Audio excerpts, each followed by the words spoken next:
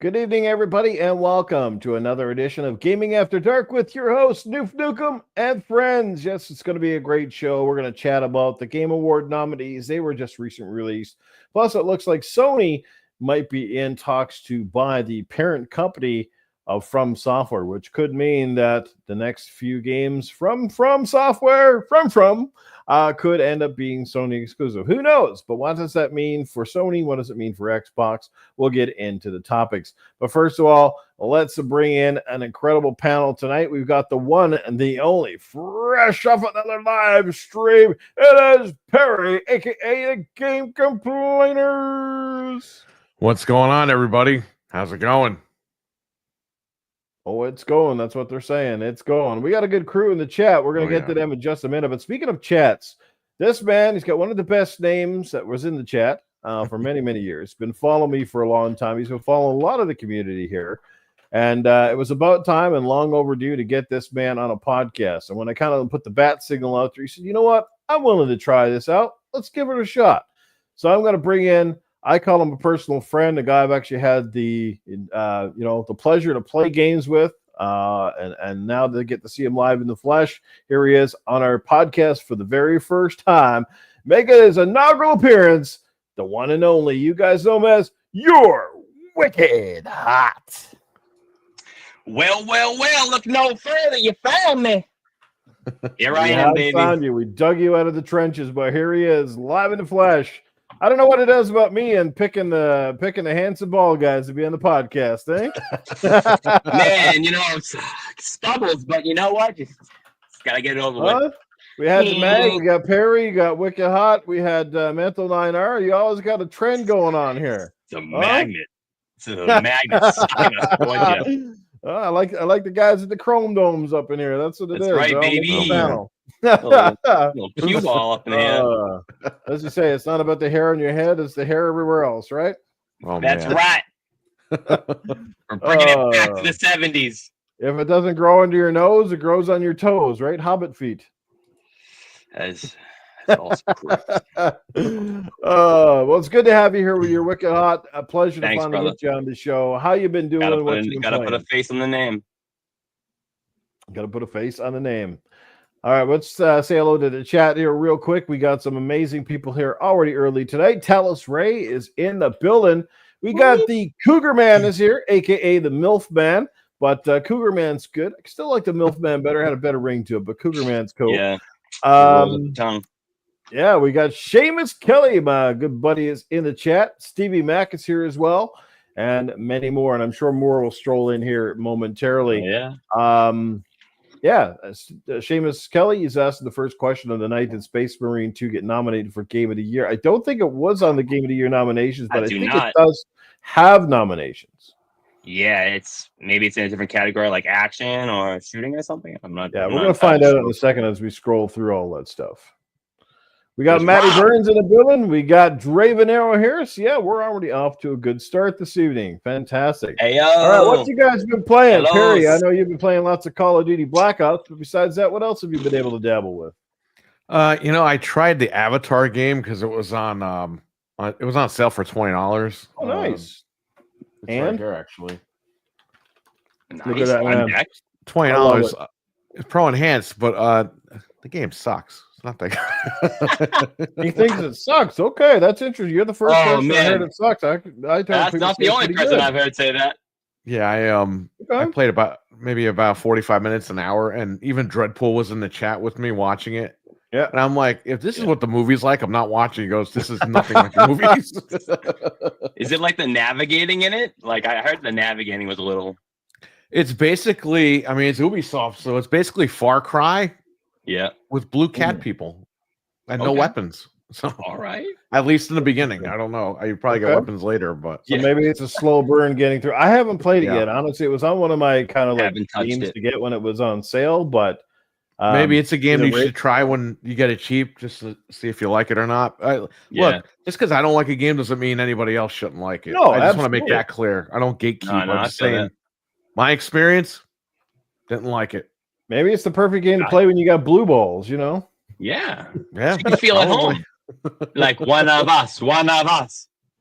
Not sure. Seamus Kelly might have played it. He said the For navigation's brutal, and the lack of Oh, weapons. that's cool. what I heard there, Seamus. That is what I heard. What are you going around? Just going around flying on this thing and trying to make out with Nefertiti or whatever the fuck her name is? Oh man. Yeah, you're just trying to breed as many blue babies as you can. It's funny in the intro, right? Build an army. You're like you watch cutscenes for like I don't know, a good 15, 20 minutes. Yeah. Mm-hmm. And then in the intro, like the guy's like, "All right, I want you out of this room," and the girl avatar just starts singing at the guy. And I was like, "What the hell is this? Like, what's going on here?" You're like, "What's He's going like, "Get on? the hell out of here!" And she starts singing. I don't know, man. So Perry has been there. You go. He's been up to his armpits in blue flying people with no weapons. Probably. How about you, Wicked Hot? What have you been burning through right now? I think you just Man, told me a little off bit there of you Call just of Duty. finished Been up playing some Call of Horizon. Duty. Been playing. Beat Horizon Zero Dawn remastered. My first time playing that game. Hard to believe, I know. But I beat that game. It's amazing. I honestly have to say I think it's better than the first one, in my opinion. But either way, they're both great games. But after that, I ended up getting Horizon, the Legos game, like on a discount. Yeah. So I got that and just like breezed through that real quick. And I probably put like about like 10 hours into it to like beat the whole game. So it's a quick one, but really kid friendly, but fun combat. So man's been busy. I like it. He's got a lot of Horizon in there, and that's cool. It's one of my favorite franchises. It's another big reason I own a PlayStation. We got some more great people in the chat right now, including the one, the only Sir X-Man is hanging out with us. Good to see Sir X-Man in the chat. We got John 907 hanging out with us. We also got Swiss Bliss who picked up on the keyword titty. Yes, isn't it a pity that this podcast got no titty? Yeah. Any chicks want to be on here? We just bring up the ratings. Hey, Perry, maybe you can convince Frank to dress up as a girl and he could get one of those big boob things that puts over his chest. Oh, he'll probably just do that anyway. It doesn't matter. Nice. He comes on here. He's like, "Yeah, I'm transitioning. Yeah." Do your thing, man. Do you? Do you, man? I don't care what you do as long as you're playing video games. Guys. Speaking of, just before we kind of get right into the meat and potatoes of everything, I did a little video just a couple of days ago, and I just wanted to clear something up with everybody. Of course, I was the first time I sort of used a little bit of a clickbaity sort of title. It's like it's time to end it. A lot of people were coming out and asking me, like, "Noof, what's going on? Like, don't tell me you're got me." I was like, fucking gone. So no, drop it. I'm like, what is going on? And then I listened to it. I'm like, okay, fuck this fucking guy. How many times you gonna leave and come back? But no, not going anywhere. Not at all. Well, basically, what I mean is just I know Gaming After Dark. A lot of people come here not only just to hear our opinions and takes on games, but for years as well.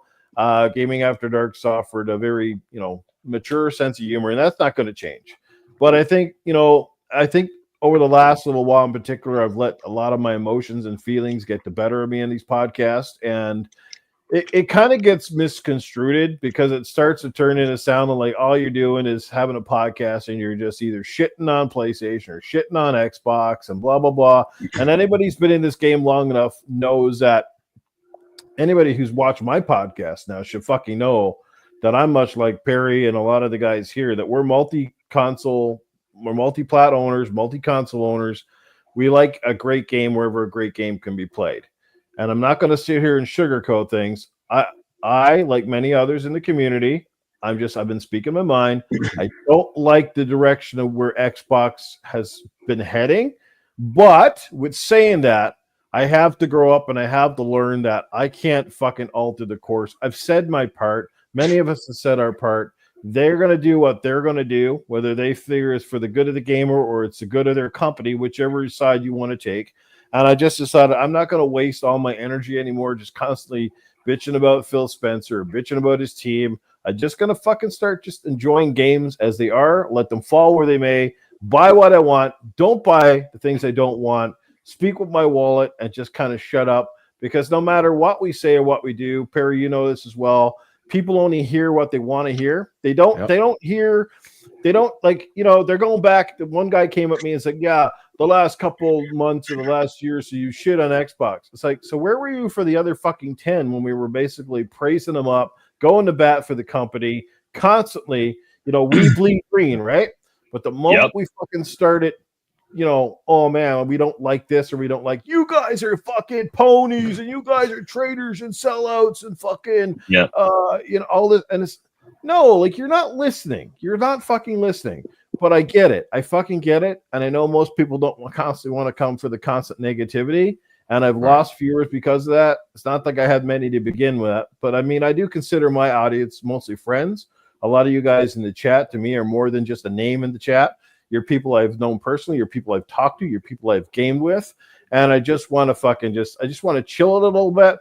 Doesn't mean I'm still not going to have a few opinions here and there, but I just don't want to come off as a raging fanboy. I don't want the podcast to be sort of labeled as anything. I want to be gamers. First and foremost, I want to be gamers. We're all here to talk about good stuff for PlayStation, bad stuff for PlayStation, good stuff for Xbox, bad stuff for Xbox, good stuff for Nintendo, bad. You get my fucking drift. I want to be a place where people, no matter what platform you segregate to, you can come in here and enjoy the conversation. That's hopefully what we're going to try to do. Sounds good to me. A little bit. Sounds good.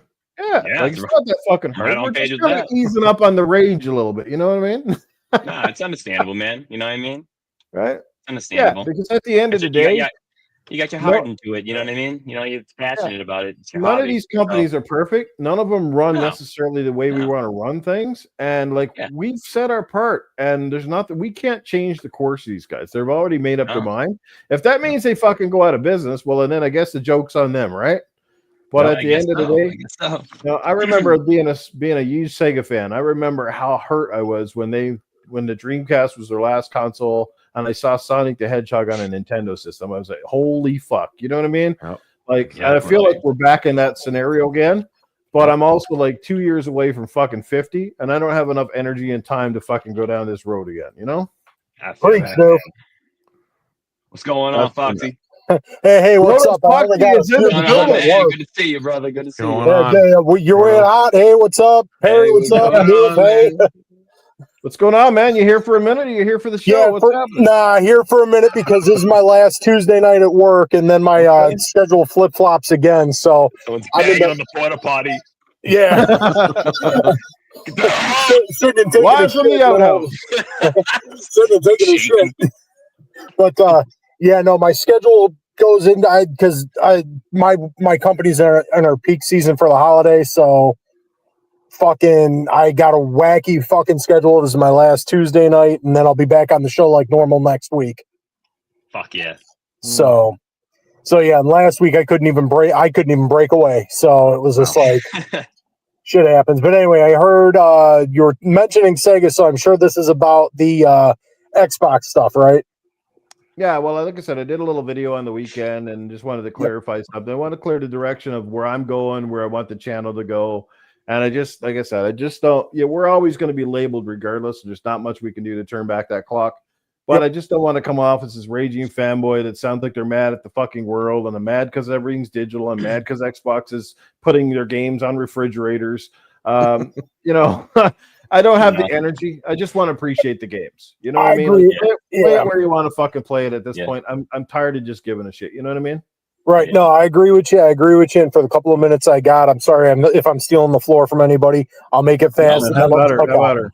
Because I'm right there with you, man. I'm 44, so a few years away from 50 myself. Just ain't got the energy. I'll trash on fanboys online because I think it's funny how diluted they are, and that's that. But as far as the channel and stuff goes, everybody's got to try and keep it positive. You know what I'm saying? Yeah. And that's what it is. Well, like you were just saying about Sega, and that's where I kind of figured that's where you were going with it. I was the same way with you, man. When they finally sunsetted the Dreamcast, I was depressed as fuck, man, because that was my first online gaming experience. Because back then, it was like PCs playing online. That was a work, that took a lot of work to fucking do. So it was like, I get it. And that's where I'm at with Xbox. Like a lot of these guys, like, you'll get dudes trashing on Perry. Oh, Perry the pony. Go fuck yourself, okay? Eat shit. All right, we're gamers. Go sit on a cucumber. Yeah. You know what? I have 13 series consoles in my house. It's like I have more series consoles than I have PlayStations. I dare anybody to go to Perry's house, look at all the fucking shit this man owns, and then call him a console warrior. Like he owns more shit of the stuff that people bitch about than the people that say they're the fucking console. Right. Oh, I'm a pro this or pro that, and then fucking Perry's over with everything, and he got multiples. Yeah. You know why I show the physical games, the physical PlayStation games on here? Right. Because I don't trust Sony with my digital purchases. Right. Exactly. I have over 900 Xbox games digital, and those are paid, by the way. And Seamus Kelly, because I'm on my phone right now. This is where I'm at. Seamus Kelly said Dreamcast was underrated. Fuck yeah, it was. Fuck yeah, it was. I still play mine to this day. Nope. And I actually have two. One doesn't work right now, but I plan on getting it fixed and then HD modded. That's how much I love the fucking Dreamcast. But, you know, my piece on that is you know what? You trash people on fucking social media. That's one thing. But at the end of the day, we're fucking gamers, man. And when we come out and say stuff about this kind of shit, right? It's like we want to see them do better, man. I mean, we invested in this fucking brand, you know. You have a right. You have a right to express yourself. You know what I mean? Exactly. Like having anger towards it isn't. You're not wrong for having that. Like you said, dude, you've invested all this money into it. Yes. Exactly. Jago Kukin is in the chat. What's going on, brother? Yep. Jago, much love, brother. I decided to get out of the console business, but guess what? I had to get over it. Nothing I can do. Well, that's pretty much where we're at. This stage of the game right now, you know, we're not making the shots. The corporate people, obviously, the biggest way to speak is with your wallet, right? Like that's the only thing that they listen to is money talks, bullshit walks. So if you're upset about something, you don't like something, that's how you speak. You don't support it. You don't watch them tank. Watch your stocks tank, and then watch them watch them navigate or watch them try to turn corner, right? But as long as the stock numbers keep going up, however you're driving them, whether it's digitally, online, through subscriptions, as long as you're driving their stock prices up and they're seeing year over year surpluses in revenue, it doesn't matter if their console's down 30%. If they're seeing revenues go up and they can keep the lights on in the fucking building, that's all that matters to them. That's it. That's it. That's one. And then I will, because I don't want to jump ahead on you guys, but I do want to say this before I jump out because I'm going to have to get back in. DLC should not be up for Game of the Year, and I'm going to leave it at that. Amen. I think. We're gonna talk about that later in the podcast, but I will say right now before you go, I do agree with you wholeheartedly. That should be a category of its own, like best DLC, best add-on content. Simple as that. Yep. All right. So I'm gonna catch the rest of the show when I get home off of work. You guys have a great fucking night, and I will be back full bore next week. Hell yeah! No more bullshit. I'll catch you guys later. Live on camera. Proto Foxy's gonna be nude right here. Yep. You know what? Don't tempt me. Don't tempt me with a good time. You take it out, you. I'll catch you guys later. They're just as good as money. He gets on the fucking screen, his dick's hanging out, and he puts a pair of those glasses over the top, so it looks like a nose or something. He's like, just wait. Catch you guys next week, man. You guys have a good night. All right, Proto, take care. Thanks, buddy. Peace, Key. Sir X, what's going on, brother Sir X? All right, let's get right into it, guys. Let's get right into it. Let's get into I'm going to bring up a screen. Let's get rid of this one. And let's bring up a new one onto the screen here. 1 second, guys. There we go. We're going to bring up a share screen because I want people to be able to see this as we go along. This is just the article off of GameSpot, sorry. The Game Award nominees, and we're going to start, sir. We're not going to go over every category because it'll take us all fucking night, but we're going to go with the most common ones. We're going to start with the most anticipated game because this is something this is probably the easiest category to definitely predict because here's the nominees for that. Most anticipated game, we've got Death Stranding 2 on the Beach, Ghost of Yotei, Grand Theft Auto 6, Metroid Prime 4 Beyond, Monster Hunter Wilds. I will say that's 5 amazing titles. All of those I would put up as pretty highly anticipated, but I think we all know which one is going to win in that one, don't you guys? Yeah. Oh, yeah. GTA. Did I not fucking add that? Oh, there we go. Here we go. Now it's there. Now it's there. Yeah, I'm gonna have to say it's definitely gonna be Metroid Prime 4 for sure. Superior console. No, I'm just kidding. It's definitely gonna be. I'm gonna have to say it's gonna be Grand Theft Auto 6 because by the gods, everybody and their brother and sister is gonna have this damn game, and then they're gonna sell it to you twice. You're gonna be milking the cow, and the cow's gonna look like it's malnutrition. You're gonna buy the game a third time. Mm-hmm. That game. That's the game. Yeah. Yeah, Perry, I heard that you're actually going to do like an entire you're going to do a whole wall. It'll be like wallpaper. I'm good with that. Yeah, GTA 6 is going to win 100%. 100%. Everyone's going to get it. I'm in the wrong shit here. What's going on there? It's just me. I haven't used this in a while. Me. There we go. Sorry. We're going to bring you up into the solo layup format. Here we go. There we go. Fuck, I forgot how to use this shit. So how about you, Perry? You're picking Animal Crossing, raccoons in the mist, or what? Maybe my wife would, but not me. I would say most anticipated has to be GTA 6. I've been hearing about this game forever. Even before they announced it, everyone's saying, "Oh, GTA." I'm like, 5 is still good. Come on. Yeah. If I had to ask you anything, then Perry, what do you think will be the big standout for GTA 6? I mean, where do you take it from 5? Is my question. Do you think it's going to be more off the wall characters? Is it going to be more based in realism? And like, I mean, how do you beat a game like GTA 5 that basically had everything? I know. More hookers? Probably. Well, you know what's funny? If you look at like real life, we've become a GTA parody. Now GTA gets to pick from real life. And I think that's going to be the biggest thing. It's like South Park, dude. Yeah, like how close is it going to be to what's actually happening, and how are they going to make fun of it and twist it? And I think that's the biggest thing. Pop culture. Oh, all right. So I think it's a unanimous decision for the first one. I think we're all picking Grand Theft Auto 6. I don't think anything comes out close. Do you guys suspect that it will launch on time though, or do you think it could potentially be delayed? I think if it's delayed, it could possibly be delayed for a few months. I don't think it would be delayed for a whole year unless something really crazy happens. Yeah. So we think in 2025 still, no matter what. Yeah, I think so. Yeah, I think they basically stated that the game is like virtually done at this point, and they're putting the polishing aspects on. I think they could have almost put it out this year, but I think they're smart enough. They don't have to rush this game, but I don't think they want to let it slip any further. Strike while the iron is hot and that sort of stuff. And I just hope it runs good, no matter what hardware you chose to go with. I hope that the game at least runs good.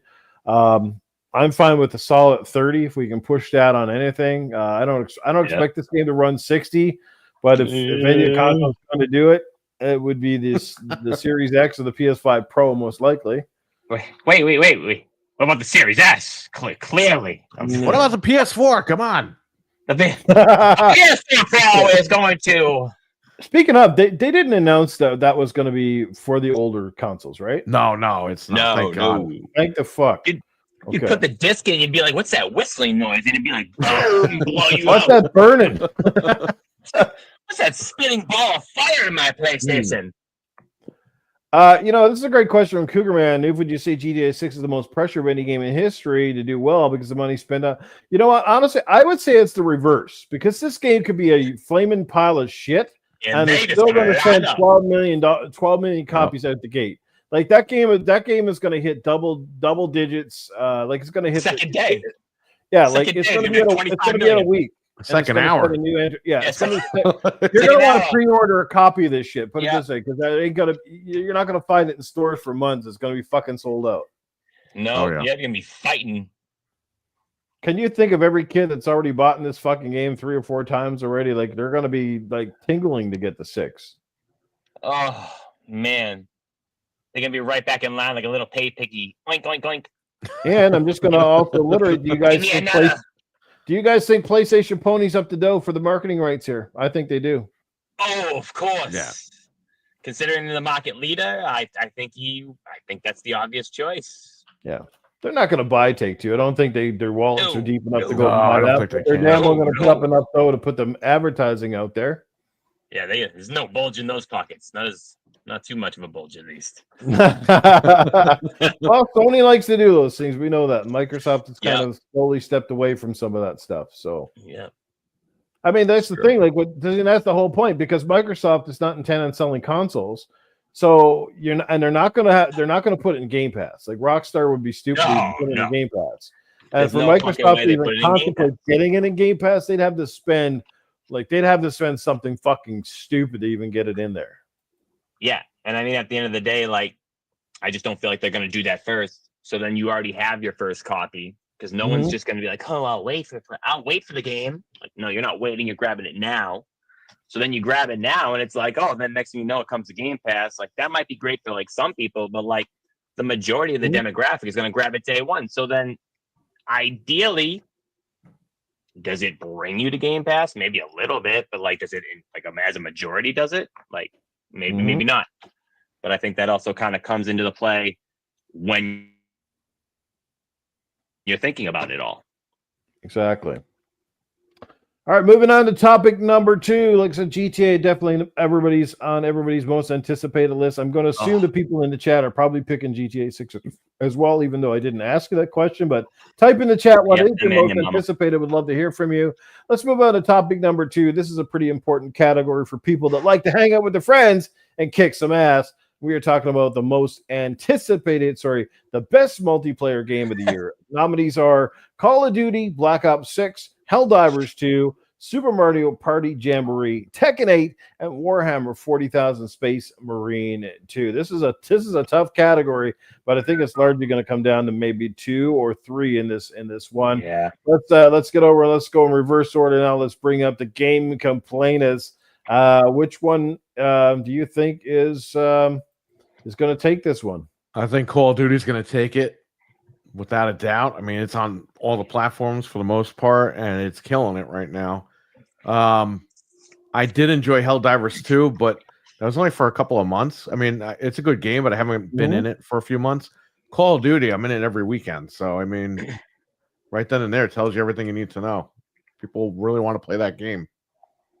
I agree. I agree with you on that. I mean, what else would even come closer? I mean, if you look at the numbers, I mean, Call of Duty is still doing stupid numbers. If you look at the amount of people streaming, the people that are on Steam, people through the consoles, like this game is into like, there's probably 100,000 people a day almost playing this shit. You know what I mean? Oh, yeah. I don't think any other game comes close. Do you think there's even a competitor in this category? Because I don't see it being Tekken 8. Come on now. Absolutely not.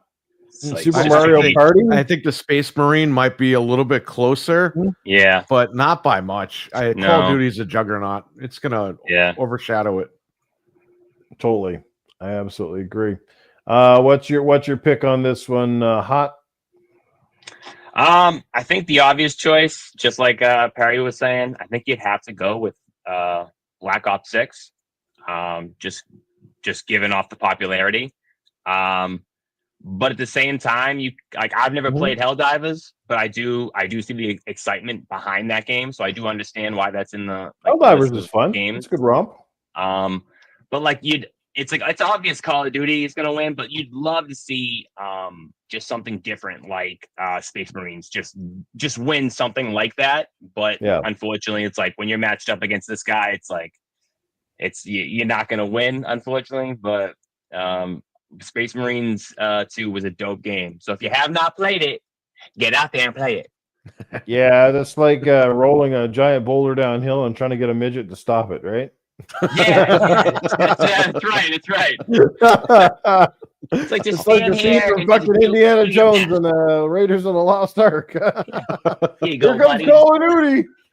Right here, just stay right there, buddy. Fantastic!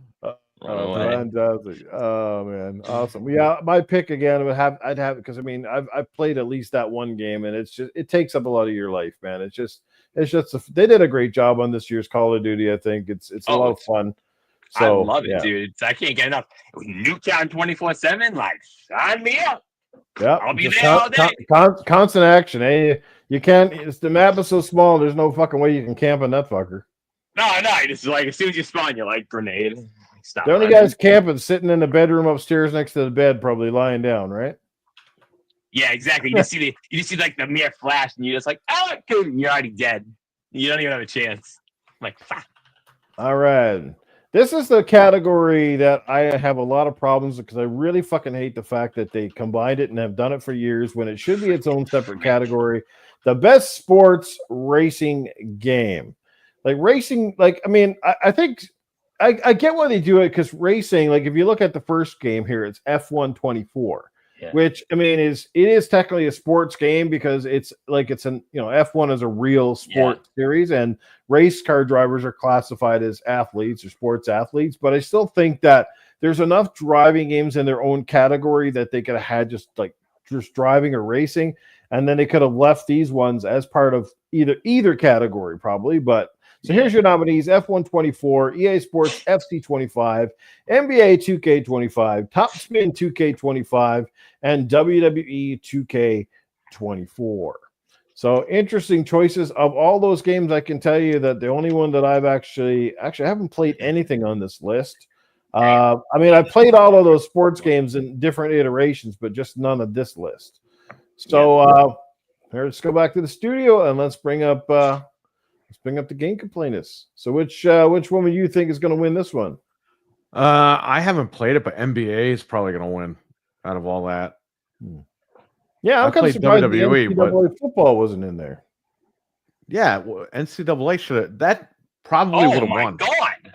I didn't even think about it. That sold a lot of copies, man. Yeah. That's not even. Wait, question: was it next gen as well? So did it make you? You know what I mean? Yeah. It was next gen only? Okay, so even people more were buying Series S's in the disc, and they were like, "Oh, it doesn't fit." It's like it does. If you go on Amazon and read the reviews, people were mad. They were like, "Oh, I bought it for the Xbox, and it doesn't go on my Series S." It's like because it's digital. Like you didn't know what you bought. It's like read the description, or either that, or people are just dumb and posting like crap on there. But that's still one of the problems with the games industry. That like we know what works, but there's still a lot of people what we call our non-gamers trying to get into gaming and they have no fucking clue what they're buying. Oh, I have people that come in and they think the Wii is the current Nintendo, and I'm like, you realize you bought that 20 years ago, right? You wonder, it's like, where you been living, buddy? When's Wii Sports 3 coming out, Perry? It's right here. Now get out of my stores. I have people, their lasers die in their Wiis, and they come in. Do you have a cleaning kit for the Wii? And it's like, no. Like no, your machine is 20 years old. The laser's dead, lady. Like, time to get a new machine. Jesus. Right? So your pick on that one again was? NBA. I'll just go with NBA. NBA 2K25. That's a pretty solid pick. You're probably right on that one. Yeah. I just don't see WWE 2K taking this one at all. I haven't played the Top Spin series in years. I mean, I remember that game from way back in the fucking. Was that no? I was thinking of Virtua Tennis. I'm a Virtua Tennis guy. Yeah, Virtua Tennis was awesome. Yeah, one of the best. All right, let's go to Wicked Hot on this one. So, what's going to be your pick, sir? Oh man, let me see. I mean, you'd have to probably go with NBA. That would probably be one of the top bets, but maybe the soccer game. I think that's FC 25. I'd probably say that one. I'll be different from Perry, so I'll say the football, the soccer FC 25. The only game on this list that I have played and I do own is the WWE 2K24 game. It's actually not too bad, but nothing's better than like WWE Here Comes the Pain. Like nothing will beat that game. Like but it's not too bad, but I think I have to go with the FC 25. Nice. Personally, myself, I think I'm with Perry. I think I'm going to say the soccer game is going to, or sorry, the NBA 2K25 is probably going to win because it's always been a solid entry every year. It's popular every year. But I would like to see the F1 game win it because I think those are fantastic representations. Monkey wrench in there. Well, I have F1 23, and it's just such an amazing game. I can only imagine that 24 is just as good or better. They're just amazing racing games. Like I skipped them for years, and then finally I was like, "Well, man, I've been missing out. These things are phenomenal. Graphics are great. They got story modes. I guess that sort of thing. So I'm going to say NBA wins it, but I would pick F1. So I got you. F1, as John says, it's popular outside of Canada and America. You're absolutely right. Here, not quite so much. All right, moving on to the next topic, the best sim and strategy game. What do we got here? We got our nominees are Age of Mythology, Retold, Frostpunk. We got Kunitsugami, Manor Lords, and Unicorn Overlord. And I think I've only heard of about 2 games from this category, so this is going to be a quick one for me. All right. How about her on this one, Perry? You can talk as long as you want because I'm going to be about 3 seconds. Yeah, kill it, brother. I'll just go with the Sims or Sim City. I don't know. Sims 2000 for the win. I haven't heard of any of these games. I think Age of Mythology wins. Probably. Yeah. It's a massively popular PC game, and it's obviously published by Xbox Game Studios. I don't know anything about that Kunitsuga. I have heard of that one. I've heard of Unicorn Overlord, which is very popular, but I don't. Yeah. So, what do you just kind of tossing this one out there, Perry? This is not your category, eh? No. Whack on them. That's it, eh? So you can tell which games we're into and what we're not. Of that list, did you pick one? What do you think is going to win? Perry, did you pick? What did you say? Ask Perry. Did he pick one actually? I agree with you. Age of Mythology. I'll just go with that. Okay. Age of Mythology, says Perry. And how about yourself, Mr. Hot? Oh man, unfortunately, I have not touched a single game on this little list here. But I have heard Unicorn Overlord on a couple of different podcasts that people have played. I have not touched it. But I think we should just roll on through. Let's give it Age of Mythology for the win, baby. Right on. Fist in the air for that one. I'm with you on that one. I think Age wins it. Like I said, it's a massively popular game with the PC crowd. I heard it was a well-done game, so it might be one of Microsoft's very few awards this year, so they better take them where they get them. Man. All right, moving right along, since that fucking category was faster than my sex life, so there we go. Here we go. Oh, man. In and out. Best family game. The screen says Super Mario Party Jamboree. This could be an interesting one. So we've got Astrobot, which I'm going to say was an amazing game, but I don't think it's going to win as a family game. It's definitely something the whole family can play, but not at once. So that's why. Princess Peach Showtime, Super Mario Party Jamboree, The Legend of Zelda Echoes of Wisdom, and The Plucky Squire. All right, that's what we got here so far. Wow. And let's bring up Game Complainers. Which one do you think might win in here? I know you're well versed in Nintendo games, and there are lots on this category. I assume Mario Jamboree is going to win. I wouldn't put any of these on the list. To be honest with you. What would be your pick then for a family game? Well, you know what? The Mario game came out last year, right? The Wonder? Mario Wonder. I would have put that on there, but that's last year. All right. Yep. Gotcha. I guess they're in a spot for this one. I'll just go Mario Jamboree. Jamboree? Yeah, well, that's not a bad choice. I want to get that. That's actually on my Christmas wish list is to get that game. Hell yeah. I love the Mario Party games. I think they're great, especially if you can get a few people to come over and play with you. You know, those kind of games are the ones that really are great for the LAN party stuff. And Nintendo is still the best company for doing like LAN party, like just not LAN party, but just what do you call it? The couch co-op? Yeah, Nintendo is still the best for that. I got to give them that, man. They bring people together. They don't force you to just go online and play everything there. So good on Nintendo for that. How about yourself there, Mr. Hat? What's your pick there, brother? It's a wicked hat.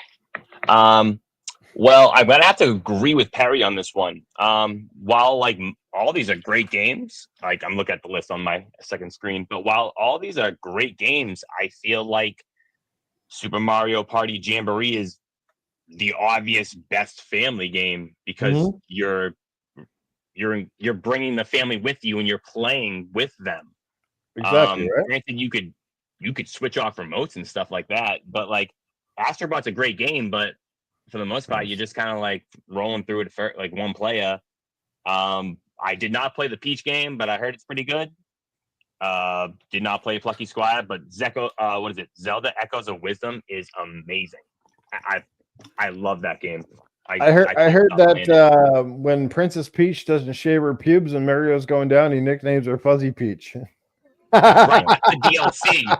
That's the DLC, but you got to complete the main story. Unfortunately, can't get to that part. Oh man, that's right, guys. You're on Gaming After Dark. There's no other podcast out there quite like this one. That is correct. We're here to have fun, man. We're here for a good time, not a long time, right? That's right, baby. That's right, baby. I'm going to pick the same one as well. Like you said, when it comes to a game that exemplifies like team play and family, how can you not pick something like Super Mario Party? Between that and Mario Kart, is there anything that's really meant for like 4 players and having a great... Now, I don't know about this Princess Peach Showtime. I never tried it. I would imagine it's probably a pretty good fun romp as well. But it's just something about Super Mario Party. I mean, it's still going after all these years.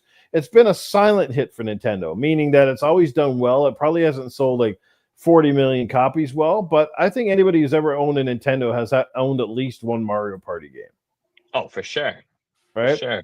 And they're a great romp, a game that you can sit down and play for 20 or 30 minutes, or you can play for 10 hours at a time. You know, so I heard this was really good. Actually, the reason I want this one, apparently, it's got 20-player online multiplayer for this.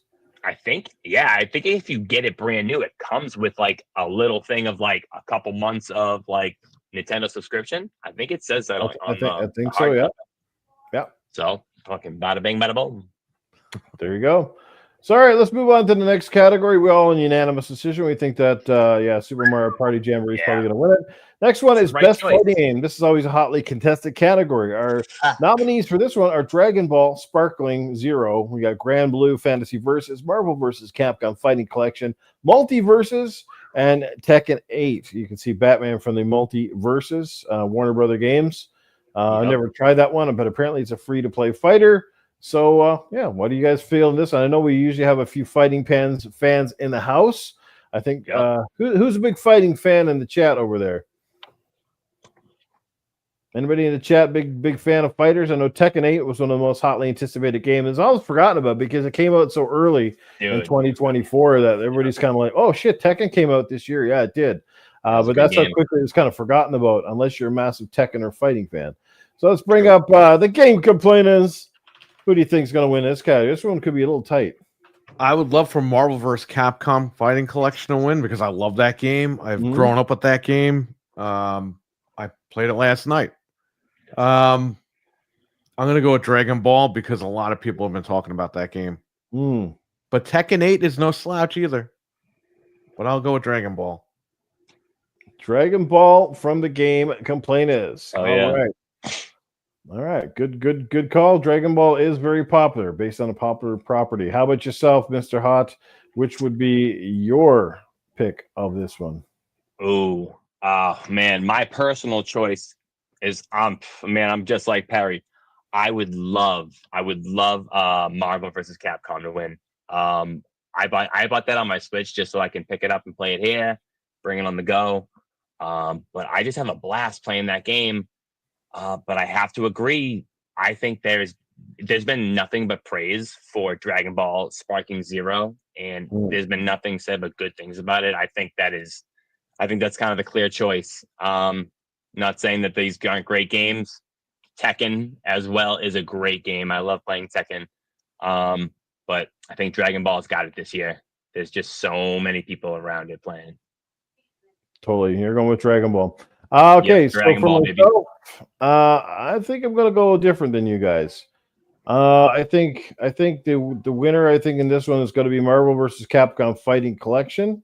I think that's a tough one because I think it's just because of the nostalgia, the fact that it's a good game, and it's not just one good game; it's multiple good games, all in one collection. That some people are just getting to play for the first time. I think Tekken 8 is probably a solid contender in this category as well. I heard it's a really, really good game.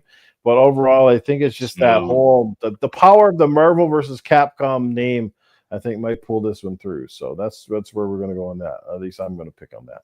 A hope and a prayer, baby. All right. Let's move up to the next category, which is also a hotly contested one in the best RPG. We've got Dragon's Dogma 2, which came out to good reviews this year. Elden Ring, Shadow of the Erd Tree. Again, I don't know if you want it. I mean, it is, but it's kind of added content. So I don't know. I get a bit of trouble with this one. Final Fantasy VII Rebirth, Like a Dragon, Infinite Wealth, and Metaphor Refantasio, which has been scoring very, very well. This should be an interesting to get your takes on this. And let's start with the Game Complainerz. Which one would be your pick? Which one would you like to win? I think. Let's see. What was the name of? Can you bring the list up again? I'm sorry. Oh, did I lose it? Oh, there we go. I can't see it on. I see me. I don't see the list. So the list is Dragon's Dogma 2, Elden Ring, Shadow of the Erd Tree, Final Fantasy VII Rebirth, Like a Dragon, Infinite Wealth, and Metaphor Refantasio. Okay, Metaphor I think is going to win, but they put Elden Ring in there for a reason, and I don't know what that is. If they're going to like make that win or what. Dear but God, there's a reason why they stuck it in there. So I'm kind of going to get a nominee in every fucking category they can get it in, right? Right. Between Jeff Keighley, how about it worse for Kojima and From Software games? Yeah. By the way, does anybody on this panel are you guys into the From Software games? I played Elden Ring and Bloodborne for a little bit, but you know, I think Elden Ring for me was better than Bloodborne. I know it's sacrilege, but I had more fun playing Elden Ring. What was it like? I was always told if you're kind of new to the series, that's the one you want to start with because it kind of lets you choose your path a little bit more instead of the other games are more linear and you kind of get demolished real quickly if you don't get your skills up to snuff right away. Right. Yeah. No, I never played any of the From Software games. With Elden Ring. You know, if you walked into an enemy territory where stuff was too high for you, you could kind of go a different direction and then try to build your way up to that. I think that's what I understood. So you're thinking the Elden Ring is going to win this one, right? No, I think Metaphor. You said Metaphor is going to win. I think Metaphor is going to win, but again, I don't know why they slid Elden Ring in there. Obviously, because it's DLC, but that's allowed now. So I don't know if they're planning on making that winning or whatever. I don't know. I'll go with Metaphor because it's popular. A lot of people are talking about Metaphor. Yeah, it's been scoring well. A lot of people are talking about it. So usually when there's smoke, there's fire. How about you, Mr. Hot, in the RPG category? Who do you think takes it? Who would you like to see win? Well, you know, I think Metaphor Refantasio is going to win. Shout out to the Black Viking because that man hyped the fuck out of this game. He got me to look at this game. I'm like, damn, what is all this excitement about this? And the music is bumping. You'd be in the car like this, be bumping. I'm like, what the hell is going on with this? But nah, dude, I gotta pick that game. And like Perry said, I'm like, dude, what is up with these DLCs now? We're grooming the Game Awards into whatever Keighley wants. I swear to God, if you know what, dude, you see this chain right here? You see this little chain right here? I keep that for every time Keighley just keeps adding some BS. You want to know why? Because I don't know how much more I can handle. I'm just going to go right up there and just Oh, he's reinforced those beams, it looks like. Jesus Christ. Yeah, these were established in 1920. You can see the redwood in it. I'll be hanging for weight. But no. The chain of pain is ready to go. But all seriousness, yeah, the chain of pain. Come on, Keighley. Bring it on. But Metaphor Refantasio. But if Elden Ring wins, oh man, that chain's gonna get some use. Absolutely. All right, as for myself, guys, look, I would like to see Final Fantasy VII Rebirth win it, but I think the honor is going to go to Metaphor Refantasio. That's what I'll ultimately think wins. I wouldn't entirely put it out of the realm that Elden Ring doesn't win in this category, but I think it should go to a legitimate, game that people put their full heart and soul into, not just a little expansion. I'm not taking anything away from Elden Ring here. I'm not saying that it doesn't deserve a nomination, but again, when you're putting a DLC or an expansion in with a full-fledged game, I think it's a bit, I don't know. It just doesn't seem like it belongs there, All right. So next one, we got Best Action Game. Oh, there she is. Yeah. Oh, look at that. It's Zelda. So now you got some pink. We get some pink in the stink. Let's put that in spank thing for later. Yeah, that's it. So apparently Link has transitioned. He is Now, I girl. like this version. I like this guy. Yeah. So there we go. So the nominees for Best Action Adventure Game: Astrobot, Prince of Persia: The Lost Crown, Silent Hill 2, Star Wars Outlaws, and The Legend of Zelda: Echoes of Wisdom. I get a feeling that Perry's probably played all of these, so maybe he can give us a good idea which one he feels is going to win and which one should win. So let's bring up the Game Complainerz. I didn't play Prince of Persia or Star Wars. Good is man. Silent Hill really an action adventure game? Well, I was going to ask you that as well. I don't. Like a horror game, right? There's like 90% action. No, I'm just kidding. There's like 10% action. Yeah, I know. I beat that. Like 90% adventure. I don't know, man. I'm gonna go with Zelda on this one. Okay, interesting pick. That's the one you think that's gonna be my pick. Well, I'm sorry. Okay. That's the one you think is going to win is Legend of Zelda. Yeah, I think Legend of Zelda is going to win for action. Look, Astrobot's really good, and I would go with that. But that's we'll get to that later. That's going to be nominated for another category, right? So okay, cool. Yeah. All right, let's bring up hot on this one. Which one do you think is going to win, and which one would you like to see win? All right. Well, I'm gonna have to also agree with Perry on this one. I think Legend of Zelda is gonna win. I personally played the game, and it was my first. It was my first Zelda game ever, and I love it. I'm hooked now. I hope this game wins. I'm kind of weird on like Astrobot, like nothing taking away from the game because it's an absolutely amazing game, but it's like I don't know. It's a platformer. So like, right. Is it really an action adventure game? Like I'm asking, like, because it just feels weird. Right. I've played Silent Hill, but at the same time, it's like there's like a wide variety of percentages where you're more like adventuring, and then there's like a little bit of action. So yeah, this seems like one of those categories that's like, which one doesn't belong here? And then you scroll down, you see Silent Hill, and you're like, survival horror. I know, right? Can we have like, but yeah, no, dude, it has to be Zelda. That game is so much fun. You can cheese the fuck out of it. It's like I need to go up like 2 stories in a house. Like, let's just use like 4 water cubes and like swim up, and then you get up there, or you can use beds and stack them. Like, it's a blast, dude. I have an absolute blast. As for myself, I think I'm going to agree with you guys. I think the one that's going to win is going to be Legend of Zelda: Echoes of Wisdom, simply because I don't see Nintendo coming to an award show and getting shut out. You know what I mean? I think they're picking up something, and this is probably the category that makes the most sense for them to win in. Personally, I would love to see Astrobot win because, boy, it definitely exemplifies action. It definitely has a sense of adventure. It has nostalgia. It has great mechanics, great graphics. But we'll talk more about that when it gets up for other categories. But I would love to see Astrobot. I'd love to see Astrobot win in every category this year because it was that fucking good.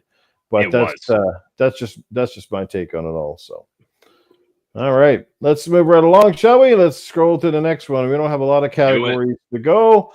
This next one I like, and I definitely like the screen capture here. We got Best Action Game of the Year. Now, this might be a good category.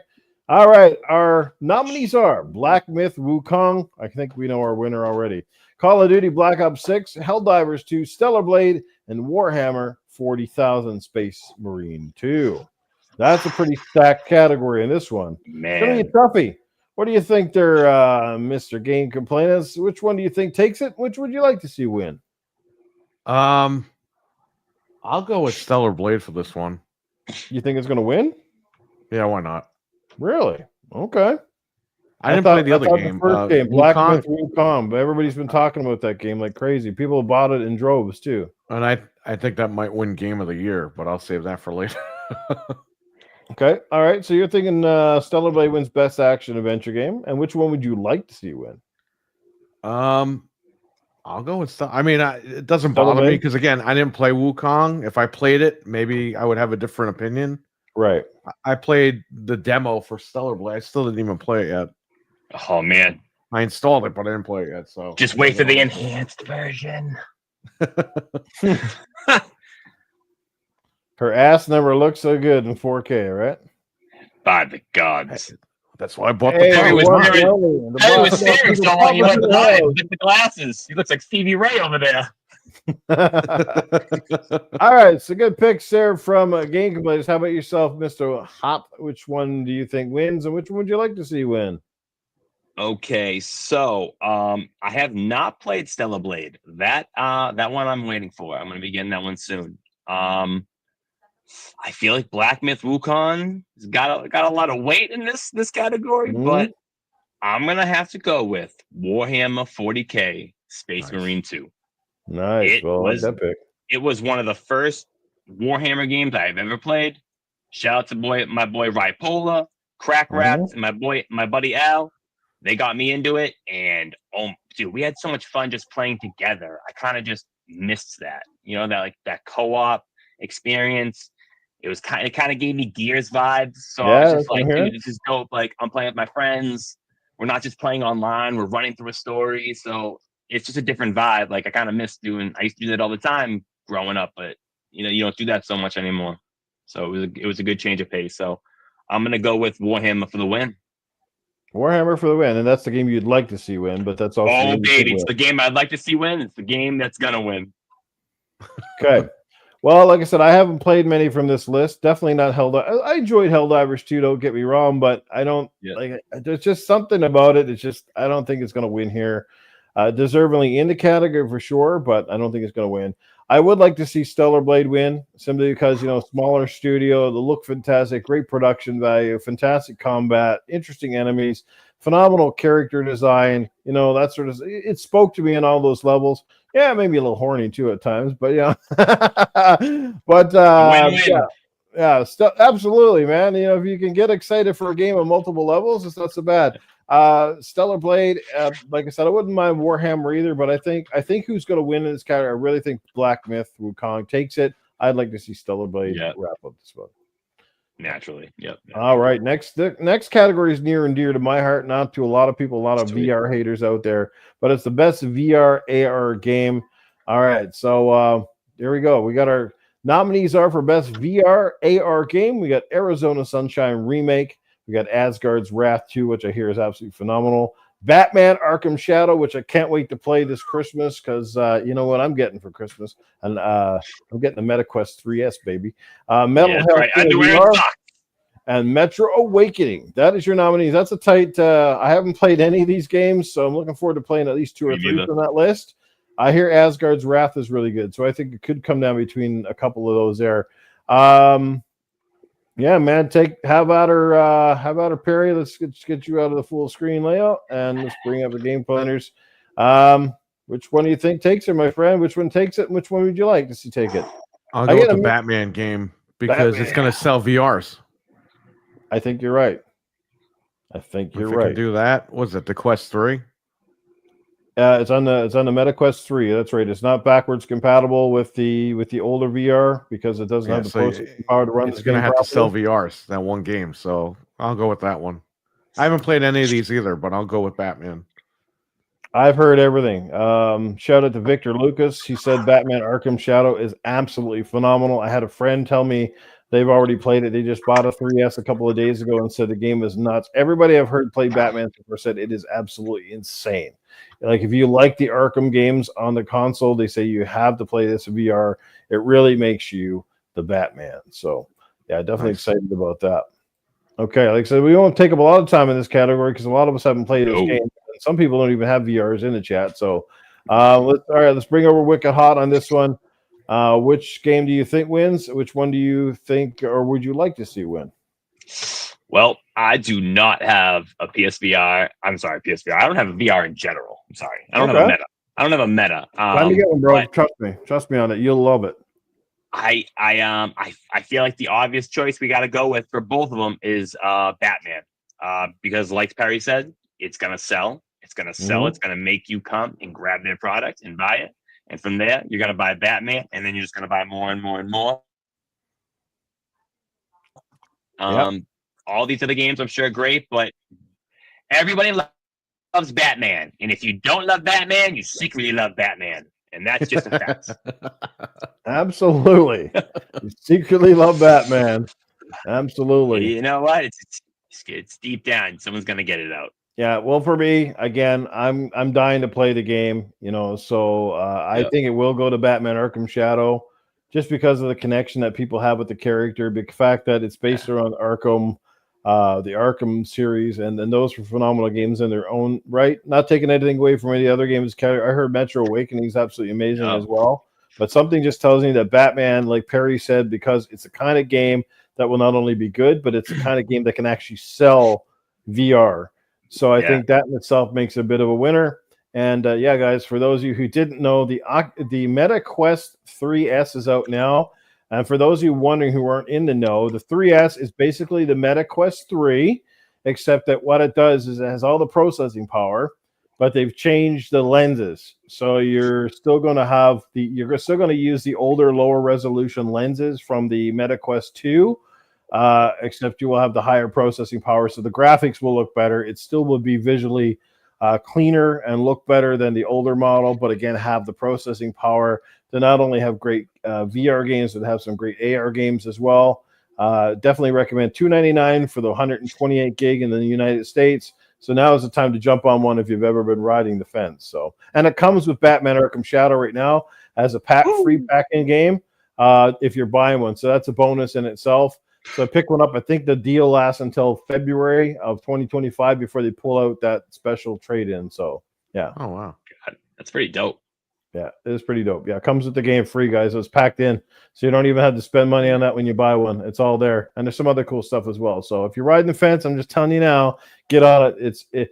I can tell you this too. The Meta Quest is great because you can hang out with your buddies and play lots of cool stuff that aren't even necessarily game related. I can tell you one time that me and Mag, we hung out in this theater place and we went and watched actual concerts together with our avatars. That was the fucking coolest shit ever. Oh, it's sick. Wow. Dude, it's like hanging out with your buddies at the bar, only you're in virtual reality. You take your little avatar and you walk through these it looks like a mall kind of thing. And you walk into these actual theater rooms and you're sitting there watching videos. I think we're watching the Foo Fighters or some fucking thing on the stage. And we're literally chatting together. It was so fucking cool. That's sick, dude. Yeah, it's more than just gaming. It's like the social interaction is off the charts. Yeah. You fucking could use one just for that alone, and it would be worth every penny. I'm telling you. Oh my God, it's awesome. Yeah, trust me. Get one and try it, and you'll be like, fuck, I should have done this years ago. This is awesome.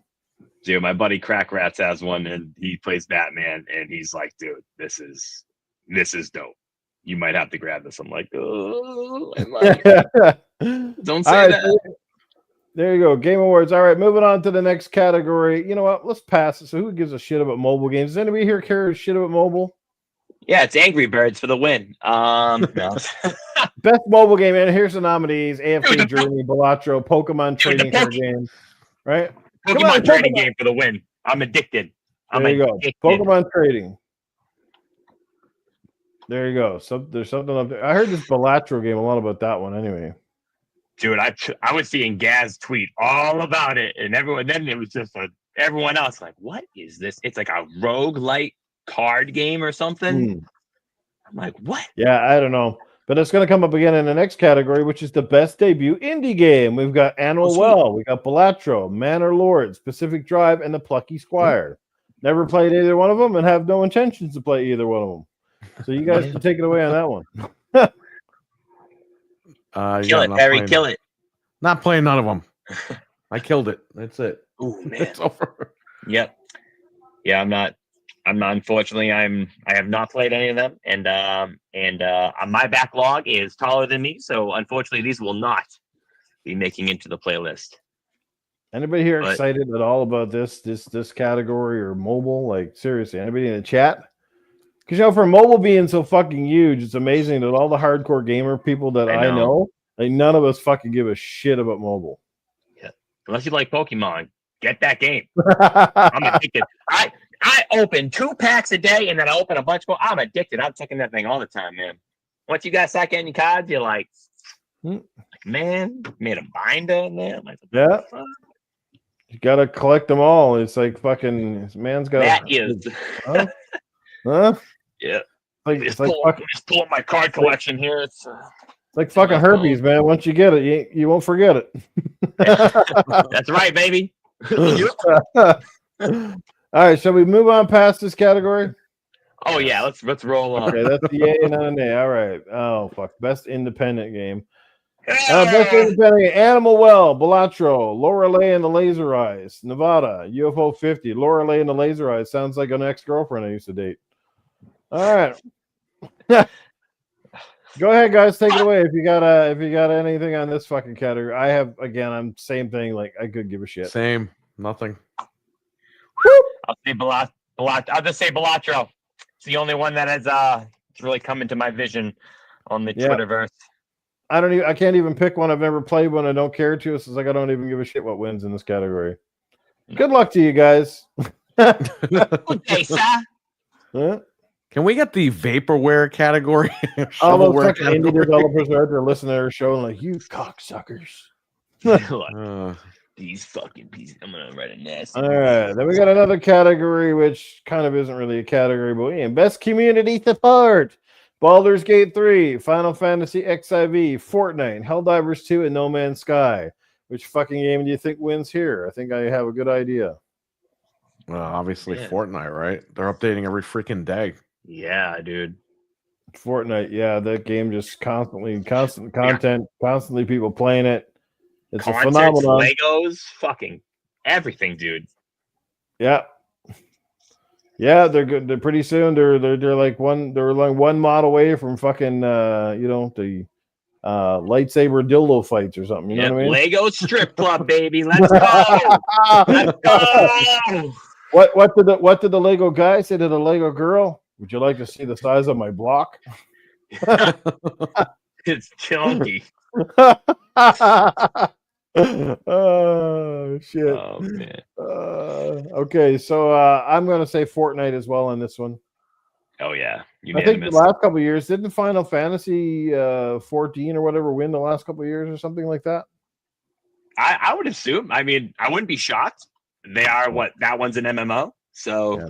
I mean, honorable mention of No Man's Sky and Hello Games. I mean, a game that we all thought was going to be fucking dead 6 months after it came out. The fact that No Man's Sky Hello Games kept that thing going and actually turned it into a fucking actually worthwhile damn game. Yeah, those people are amazing.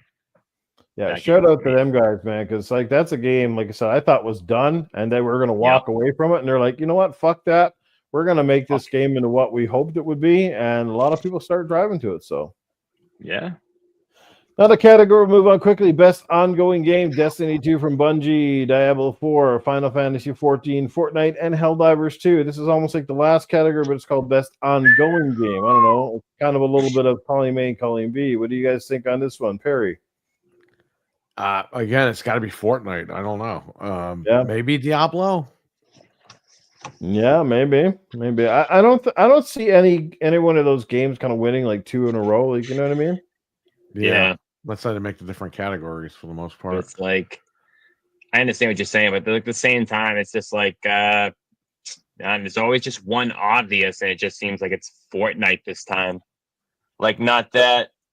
I was gonna say I can't even see what's like. I think if you go to the best community sport net, I'm thinking about it, I think it might go back to Final Fantasy 14 again because the community's really keeping that game going. But I think for best ongoing game, it's probably gonna be Fortnite. I feel like it's Fortnite because it's like, I don't know, Destiny, like it has a large following, but I have my friends that play Destiny all the time, and it just, oh my lord, it just kills me. What are you guys playing today? Destiny? Like, it's been 10 years. I'm like, God. That's like the fucking people that still play Counter-Strike. I'm like, what the fuck? Like Counter-Strike. People just kill that game already. Make a fucking new one, please. I don't think Destiny 2 wins best ongoing game. Diablo 4 is a great game, but like I feel like it's been like inconsistent a little bit. It's like, so I've been in and out. I haven't played that consistently, and I haven't played Helldivers, so it's Fortnite. Dreadpool's got a great point in the chat though. Where the fuck is Sea of Thieves? I mean, a lot of my lord, dude, snubbed again. It's your boy Keely. Your boy Keely's like, take out. It's even on PlayStation now, and it's actually did really well over there. His boy's back there fucking banging him out. He's like, yeah, Sea of Thieves this year, psych. I don't know, man. PS5, Sea of Thieves absolutely gets no love. I mean, it's a great creative game, and it's definitely a lot of fun, especially with friends. But yeah, It's a blast. Yeah, and it's ongoing. I mean, if it wasn't for the community, it perfectly lives up to its name. I mean, the community is keeping that game going, and they keep adding content, but it doesn't even get a nom, like let alone like, you know what I mean? I figured since it was on PlayStation 5 now, Key would have been like, well, come on over then. We can put you in a category now. All right, our next category, apparently, John, we're talking about Sea of Thieves. It didn't even get nominated. Games for Impact, we're talking about Indica, Neva, Life is Strange, Senua's Saga, Tales of Kenzira, and Closer the Distance. I'm actually Neva, now that I think of it, I remember, yes, I think Mag was talking about how he played that game and said it was actually really, really good. So games for Impact, the new games. What do you guys think on that one? I only played Hellblade 2 and I beat it.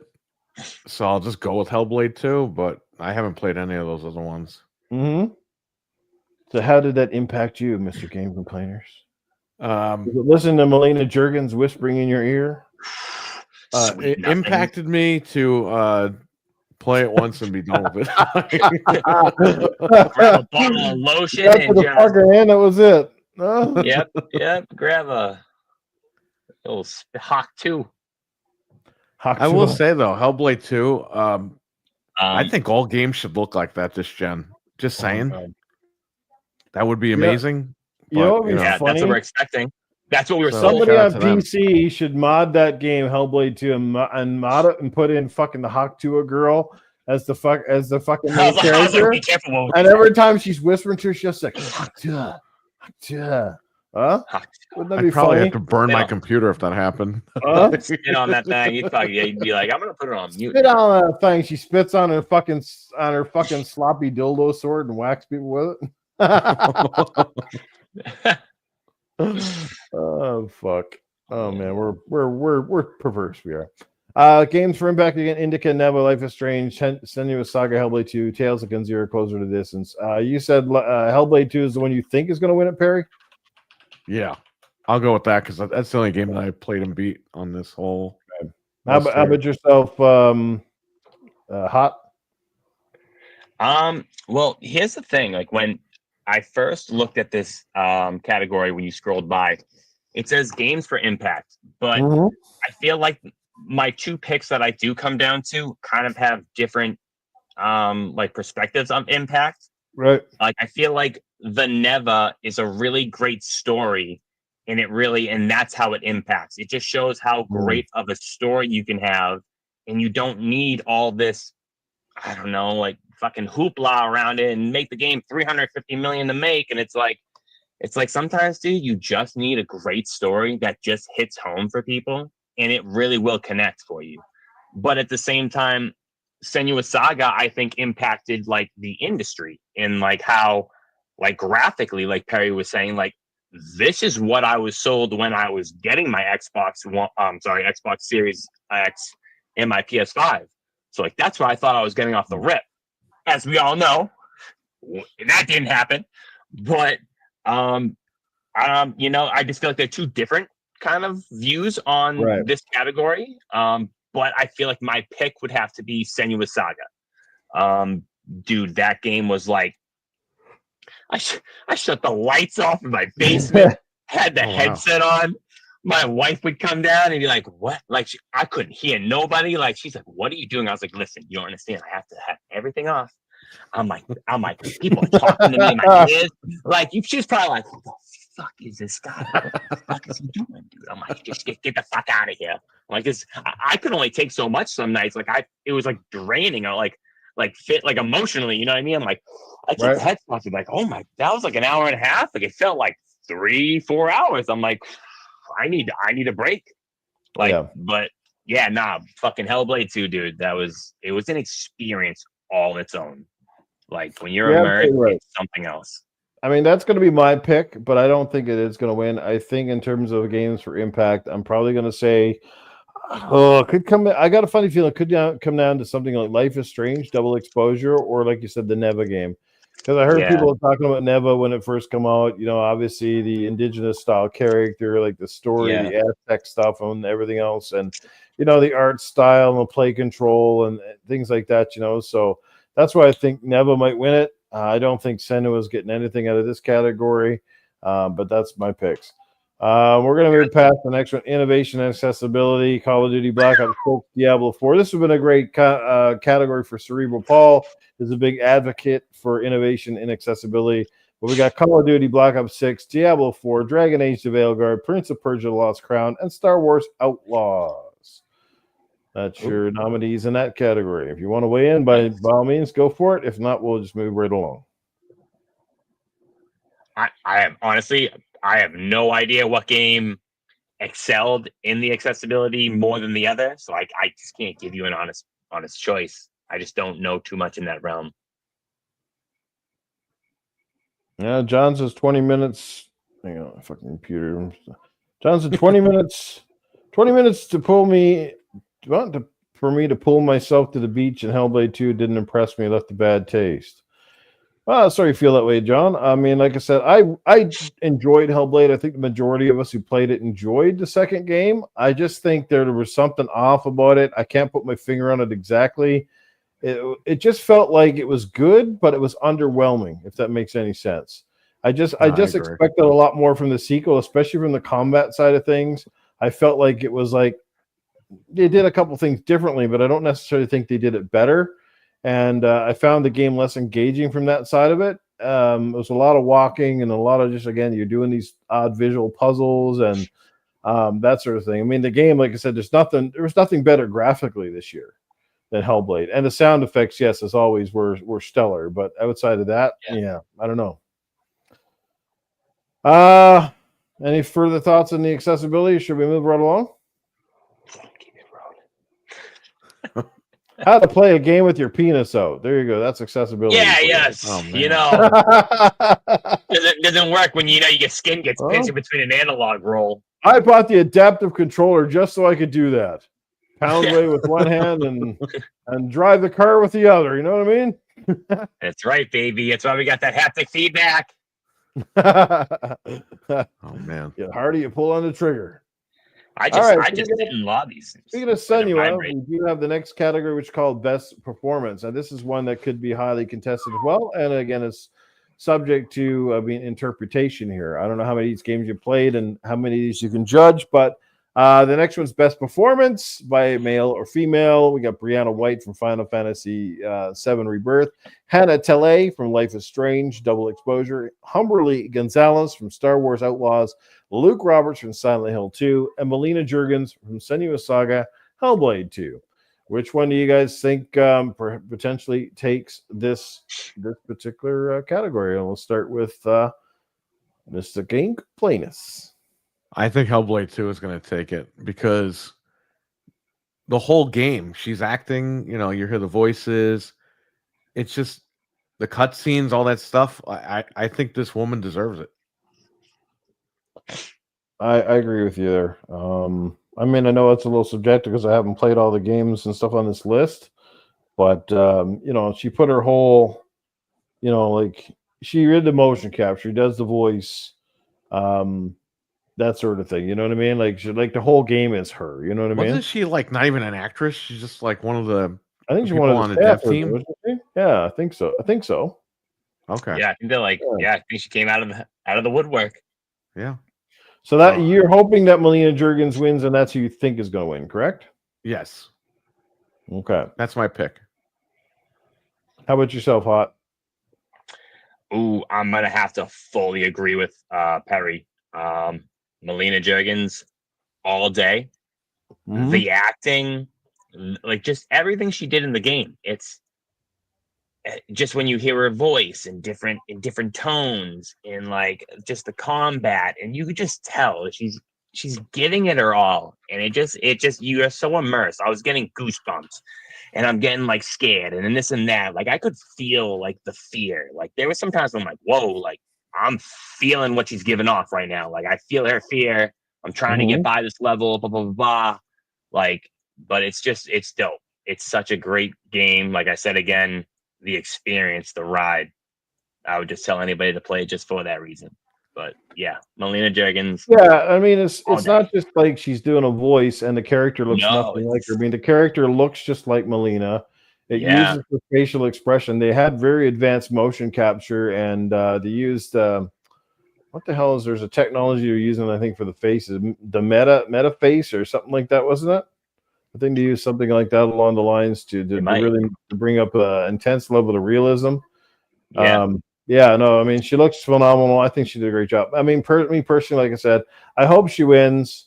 Maybe that's a little bit of my sort of Xboxing bias coming in here, but no, I mean, that's definitely us. You know, but at the end of it, I don't know. It's I don't know. I wouldn't be surprised if it's not Brianna White from Final Fantasy VII Rebirth. Yeah, it's kind of where I think it could possibly go as well. So, all right, let's move along to the next category. Again, this is the one I think Hellblade definitely wins, or definitely has the strongest contention. Is in Best Audio Design. The nominees are Astrobot from Team Asobi, Call of Duty Black Ops 6, Final Fantasy VII Rebirth, Senua Saga Hellblade 2, and Silent Hill 2 from Bluebird Team. What do you think, guys? Who's coming away with the prize on this one? Go ahead, Perry. Is this like music or just audio in general? Audio design. So it's music, audio, sound effects. It's the audio design. How well they use the audio. Oh man, I don't know. Maybe Call of Duty because of all the guns 6, and stuff like that. Final Fantasy VII, Senua Saga, Silent Hill 2. Well, I can tell you one of the cool things with Astrobot was actually hearing all the sound effects coming through the controller. That was dope as fuck. Right. Yeah.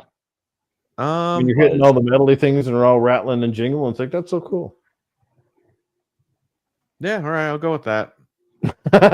What, Astrobot? You're right. Yeah? Because I'm not thinking of the dual sense. I'm just thinking of like in general, like. Right. But yeah, no, you're right. I'll go with that. I'll go with Astrobot. That's the one you think wins it, or the one you want to win? Both. Okay, for both. Fair enough. Astrobot, okay, from Perry. All right, let's see. This is one of those category things. One of these days we'll have to throw down some bets on or something, eh? Whoever gets the most right with the game of their choice or something like that. I'm going to lose all that. So you guys are going to make money. Yeah, I'm just gonna stop betting with my heart. I'm going to lose everything. All right. How about yourself, Mr. Hot? Man, you know, I'm kind of stuck between two of them. It would be Astrobot and Senua Saga Hellblade 2. Because I wasn't even thinking about the DualSense when you were saying that. I was just thinking of like music, like when you're playing the game, you can hear like the little Astrobots squealing, and you're like stopped. You're like, yo, I know there's one around me and stuff like that. So I do think that's dope. Obviously, we've already talked about Hellblade and how dope it is. But you know what? I'm gonna switch it up. I'm gonna go with Astrobot. I'm gonna go with Astrobot on this one. Astrobot, just because of all the little quirky things. It's nothing from Senua. That game's amazing, but just the little extra stuff with Astro. He was just holding up Astrobot. Then I put him on. There you go. Hold it up. Hold it up. Astrobot. Astrobot. Wait a minute. What is that? The little dude's got a metallic twat. Astrobot. Astrobot. Astrobot. Yeah, we don't know if it's a male or female. We just assume it's male, but we don't know. Don't assume my gender. This Astrobot's got pronouns. All right. Yeah, no, that's a great. You know, it's. I mean, obviously, this is audio design, right? But it is cool how they mixed audio design in with Astrobot, especially using, like I said, the DualSense features. Yeah. With the speaker and the haptic feedback for certain parts of the game. When you're grabbing something, you feel the pull on the when you're on the triggers. ice. When you're letting something go, you feel the ice when you're fucking sliding. You feel the ice when you're sliding. You know, like all that stuff in that game. Like I would call that innovation in games because it uses. I don't think that's a category here, but I mean, yeah, that game is not only just about audio and visual design, but it really excels in showing people what developers are supposed to be doing with the controller, which a lot of them don't even do. I mean, that's the sad part, right? Sony has one or two games that really take this thing to town, and everybody else is like, whatever, you know, but it's cool. I mean, even when someone's talking to you with a microphone, like say someone's on like a CB walkie-talkie, and then it literally sounds like it's coming through your controller, like Roger, Roger, and you hear that shit, and I think it's so fucking cool. It's trippy, but it's cool. You're sitting there like, it catches you off guard. What the fuck controller? Is that? Like, could you imagine Hellblade 2 was on the PlayStation, because she could literally be whispering through the controller? That'd be weird. That be dope? That'd be crazy. Your wife would be getting upset. Who's this fucking girl whispering to you? Who the fuck? Damn, she's in the controller, dear. Take her out of the fucking controller. This thing's possessed. Starts tossing controller at the fucking window. Shut the fuck up, bitch. You just for this category myself, like I said, I think Hellblade 2 largely will, because they spent a lot of time designing the intricacies of the sound effects, and obviously the talking, the stuff that goes on. Who's probably going to win it though? I think it's going to come down. I think it could come down to maybe even Silent Hill 2 or Senua on that one. I'm not sure about Call of Duty sound effects are pretty good too, but I don't know how to gauge that game essentially. Yeah. All right, moving on to the next category. We got best score and music. Oh man, and this is an interesting one.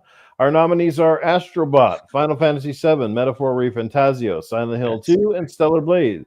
So let me ask you this, Mr. Game Complainers: is there actually any score and music in that game for Silent Hill 2? No, there's like barely any music in it. I was gonna say it's probably a whole lot of moaning and dudes dragging metal shit throughout the level. I'm gonna go with Final Fantasy VII Rebirth on this, because even though I didn't play it yet, it's Final Fantasy. I mean, they always have the best music. That is true. They always have some pretty good score, right? Yes, absolutely. Okay, so you think that one's going to win? Is that the one you're picking as well? Yeah. Okay, Final Fantasy 2 out of 2 on that one, picking and think is going to win. All right, how about yourself, Mr. Hot? Who do you think is going to take it in the sound audio design there? Best score. Right. Best score. Well, for me, I would like Astrobot to win, just because I was like, kind of just like it's kind of like Diddy bopping when you're playing real quick, because it's just like a nice little mellow beat. But for me, I haven't even played the game, but I heard this one song on there, and I'm going with Metaphor, because I don't even know what the guy was saying, but he had me hyped like it was some DMX shit. Like I was ready to start running through a wall, dude.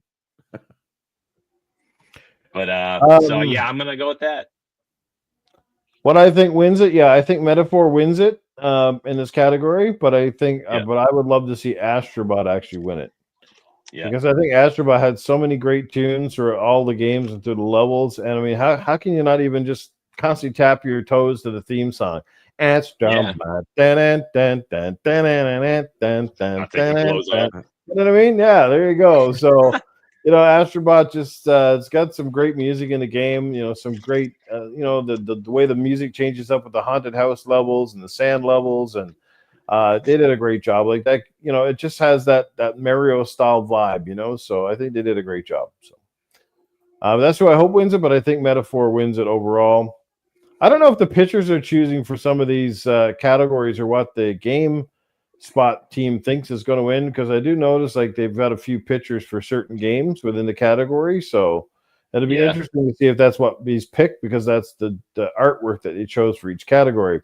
Best art direction, we got Astrobot, Black Myth Wukong, Elden Ring Shadow Erdtree, Metaphor Refantasio, and Neva. Neva even gets nominated here, a little indie title, so that's interesting. All right, who do you think wins on this one, and who would you like to see win? Mr. Game Complainers. Probably Neva will win. Neva? Okay. Yeah, I'll just go with that. Best art direction. Not always necessarily best graphics, but how they create their world and stuff like that. Right. And I think that had a unique look to it. So okay, you're saying Neva, but who would you like to see win? I'll just go with Neva. Neva? Yeah. Okay. Never for you, never for the win, and never for your pick. Yeah. Well, you know what to say. Never say never. Hello. There you go. All right. Let's move on down here and let's get in hot. Who do you think is going to win, and who would you like to win? Excellent. You know what? I do like Astrobot in this category. But for me, the one I want to win and the one I think is going to win is the same answer, and it's going to be Neva. It's just like Perry said, the art direction that it took is just, it's different, and it's just, I've heard nothing but great games about it, and I think I made this point earlier. It just goes to show that you don't have to dump all this money into a product to make it stand out. This game just stands on its own feet, and it shows you for itself. I think it's for the win, Neva. Yeah, I mean, I think this is one of the toughest categories because I don't know. I'd like to know the criterion for how they judge it. Like, is it based on an interpretation? Is it based on how believable an environment or something is? You know what I mean? Like, that's what I want to know is what their criterion. Then I'd better understand it.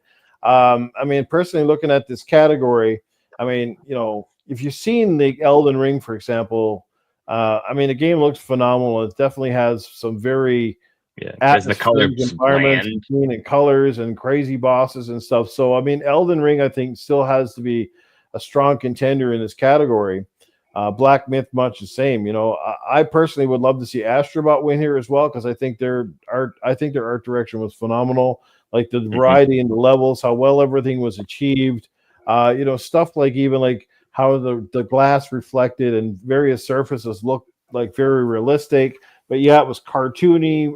Accomplished what it wanted to accomplish, and had so much variety within its bosses and its environments and the stuff that you could use. I mean, they just knocked it out of the park to me. I mean, the whole planet alone that the ship crashes on, when your ship is a giant PlayStation 5 and you're collecting the parts for it, was so cool. So I like to see Astro win. I don't think it will, because I think when you're thinking of art, like usually the platformers don't usually do well in this category because they're always voted as being too, too generic or too, they're lumped into that category, right? Too cartoony, I guess, maybe. Yeah. Metaphor could be a strong contender in this category too, but I think the winner on this one might actually be Elden Ring. Strong winner could be Wukong, maybe. But I think Elden Ring is probably going to take it. All right, moving down the list, we got another one for Best Narrative, and this the nominees are Final Fantasy VII, Like a Dragon, Infinite Wealth, Metaphor, Ray Fantasio, Senua Saga, Hellblade 2, and Silent Hill 2 from Bloober Team. All right, so who do you guys think is going to win in this category? Let's start off with the Game Complainerz. I'm gonna go with Like a Dragon. I didn't play it, but it's different, and for narrative, I really don't know. So I'll go with Like a Dragon. Like a Dragon. That's an interesting choice. Infinite Wealth. I haven't played that one. I think I played 7, Yakuza 7 Like a Dragon, which is the first Like a Dragon, if you want to go that way too. And I thought the narrative was pretty good in that one, so that influences my pick overall for this one.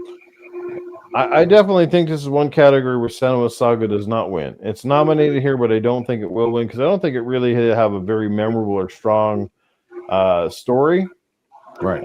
That sort of thing. I don't know anything about Metaphor, so I don't know. How about yourself, Mr. Wicked Hot? What do you think? It's a tough category to win in. Yeah, it's Jesus. I'm not even too sure. Which one did Perry say again? Well, Perry picked Like a Dragon, Infinite Wealth. Ooh, man. Well, tell me the list again. Tell me the list. So Final Fantasy VII Rebirth, Like a Dragon, Infinite Wealth, Metaphor, Ray Fantasio, Senua Saga, Hellblade 2, and Silent Hill 2. I think it goes to one of the first three. Man, I'm not really too sure either. Yeah, I'll just say Final Fantasy. I'll just go with Final Fantasy because I'm not really too sure on these. Because I really haven't played most of them. So I'll just go with Final Fantasy on this one. Just swinging the dock. Yeah, I'm going to agree with you. I'm going to go with Final Fantasy on this one. I don't think the last two categories, whether Silent Hill or Senua Saga, were strong enough or very memorable enough. I mean, they might have been adequate, but I don't think it's the kind of thing that you go, wow, that was like, blown me away kind of deal. So, and I think that's still one of the weakest parts of most video games. Is I think it's, video games have come a long way in terms of audio and visual, but I think some of the storytelling has not come as far as you'd like it to be. Because I think, some games do it through a lot of large cutscenes, and I think that's a lot of times where Final Fantasy excels. And other games just struggle to tell the story. You know what I mean? Yeah. Know what you mean. All right, we're getting into some of the meat and potatoes here now. We're going to skip the next one. Best adaptation: Arcane, Fallout, Knuckles, Like a Dragon, Yakuza, Tomb Raider, Legend of Lara Croft. These are all shows based on obviously game categories. So I thought I could really give a shit. I've never. Yeah, I think the only thing I've only watched one episode of the Lara Croft thing, and that I could care less. Haven't watched a thing. We're gonna skip the best game direction. We're gonna start getting into let's get into some actual meat and potatoes. I guess we only got one more category left after, so we will do the next one, the best game direction, because then we're gonna get into the game of the year, which is really the one that matters the most to most people. If the only award show, if that's the thing, right? Like that's the only category that most people remember every year. After that, it's like nobody can remember half of the stuff. Yeah. So we're gonna go best game direction. And let's start with the nominees. We got Astrobot, we got Balatro, Black Myth Wukong, Elden Ring Shadow of the Erd Tree, Final Fantasy VII Rebirth, and Metaphor Ray Fantasio. We're seeing a trend here. A lot of the same games. Although Balatro ended up into this mix right now. It's a Balatro. Balatro! So let's go with Game Complainerz. What do you think is going to win down here, sir? I'll go with Final Fantasy VII Rebirth. Final Fantasy VII Rebirth. Yeah, I'll go with that one. That's what you think is winning, and that's what you're picking? Yeah, both of them, yep. Okay. Did you even play that one, Perry? I didn't play Rebirth, but I'm assuming because it's Final Fantasy, I played the original one. Not the original one, you know what I mean? The first part. Yeah, remake of 7. Remake. Yep. Again, they just move the story along. They get it going. Like, you know what's going on most of the time, so the direction is pretty much pretty solid in the Square game, so I'll go with that. Okay, fair enough. Let's go with you now, Mr. Hat. Mr. Hat. Yeah, Mr. Hat. You sound like Mr. Hat. Mr. Hat. Mr. Hat. Is that the South Park, Mr. Hat? Yeah, probably. I think he's South Park. That was a long time ago. It's Mr. Hat, right? Well, yes, Mr. it is Mr. Hat. And there's Mr. Hanky. Mr. Hanky. There was Hanky, Hanky the Christmas Poo. Oh yeah, Hanky the Christmas Poo. But for me, all right, for the best game direction, I'm gonna go with Astrobot, just because I just love the way when you're playing the game, what you're hearing in the game, and what you're feeling through the controller. And then just that direction moving forward, I think just puts that game, everyone that comes out, people are going to grab and just gravitate towards that game. And I just liked that direction that they went in, just really utilizing the DualSense and all its functions. Absolutely. That's a great way to put it. That's what you're picking, or is that the one you think is going to win? Ooh, that's the one I'm going to take for both, baby. Okay. We're doubling down. That's going out on a limb. That is going out on a limb. You know what, dude? Sometimes you got to put yourself and hang yourself out to dry and just see what happens. You got to live on the edge, baby. Well, I'm going to pick Astrobot, okay? Because I think if there's one category that this game deserves more than any other category it was nominated, it is game direction. And I'm going to say because from the direction of the levels, with being like the one big complaint of the first Astrobot was the game wasn't long enough. Well, they addressed all the complaints with the first Astrobot. This game just had amazing control, amazing art design. You can tell there was a lot of love and passion in this game. This game pulled you through. You kept wanting to keep going. Not to mention how they based levels in the actual game off of popular PlayStation games like Uncharted, Horizon, Ghost of Tsushima, God of War. Oh yeah. Tell me that there's some great art direction right there to bring that stuff in, but yet still make it feel and look like Astrobot. And then the nostalgia, the nostalgia that they added to the levels, the way that the levels force you to get better at the game. So the game did have some pretty difficult stuff, but by the time you got to it, you already had a great concept of how to play the game. So even that alone kind of tagged you along. So I'm going to say that game was phenomenal. I think overall, though, the best game direction is probably going to go to Metaphor Ray Fantasio. It's either that or Elden Ring Shadow of the Erd Tree. It's one of those two, I think, taking this one again. That's a tough call. I don't think it's going to go to Balatro. That's the one game here that just seems like it's out of place in this fucking in this. Yeah, they just threw it in. because it's like a card kind of game or something, right? But hey, I'm not knocking the game. I never played it, but I'm just saying it just seems like if you look at the rest of the nominees here, it's like which one doesn't belong kind of deal. No, I know what you mean. All right, let's get down to it. We're closing in on almost a 2-hour mark of the show. So hey, fucking Blatro gets another one. And there you go, the Game Awards. And here it is, guys. This is the one for all the marbles. And I don't know if this graphic is telling, but I know a lot of people have this in their Game of the Year personal picks. And it's certainly been at least I'm glad to see it nominated, right? I'm definitely glad to see it nominated, but whether it becomes one or not. So here we go for Game of the Year.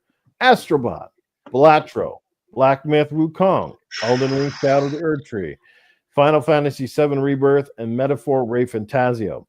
Now, this is the other part of this side of this coin, and we might as well talk about this topic now before we do our picks, is having Elden Ring in here in this equation, considering it is DLC. And I've seen a lot of going back and forth on Twitter where people are like, man, like they need to come up with their own category for this. Like, why are you nominating a DLC as Game of the Year? And I personally, I'm just going to say, I'll get it out of the way first.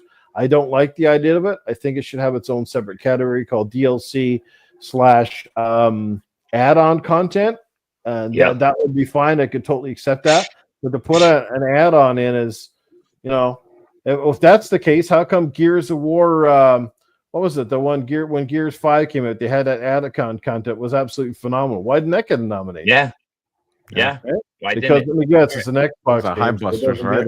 High Busters. That was one of the best add-on contents I've ever played. It was better than the main game itself, I think. Yeah. Or if they're going to be lazy at the game show and not want to make a category for DLC, then just throw it in the best ongoing games. I don't care if it gets slaughtered or not every year, but it's ongoing in that game, regardless if you want to vote for it or not. It's not a Game of the Year. This DLC crap's got to end. It's like Jeff Keighley's like, wow, man, like Xbox is really stepping up their game. Yeah, if you look at the fact that this game got nominated. This game got nominated for Game of the Year. Yet Hellblade didn't get nominated. Space Marines didn't get nominated. How many other great games didn't even get a nomination to make room for this fucking game? It's stupid. It's just a little biased over there. I don't know. Jeff Keighley makes no sense in a lot of stuff, and I'm sure he's heard people when it came down to the sports category. That's the other category that's made no sense for years, and people kept saying, "Why are you lumping racers in with sports?" Yeah, I mean, what if it's a street racer? Like, what if it's a street racer? Have their own category, man. I mean, come on. That's why racing's good. Yeah, completely different. Tony Hawk Pro Skater, for example, right? Like one of those games. Yeah. I mean, it's a sports game in essence, but it's not like a sport game. Do you know what I mean? Yeah. What it should be like sports / extreme sports. So like snowboarding or skateboarding would be in there, but like you would also get the dirt bike riding games with the racing. So you kind of are bringing everybody in there, maybe in a sense. Mm-hmm. Totally. It'd just be a better idea, in my opinion. But so you guys with me on this, or do you think it's fine the way it is? Do you think that the DLC add-on should have its own category? Yes or no? I think it should have its own category. Yeah, I don't.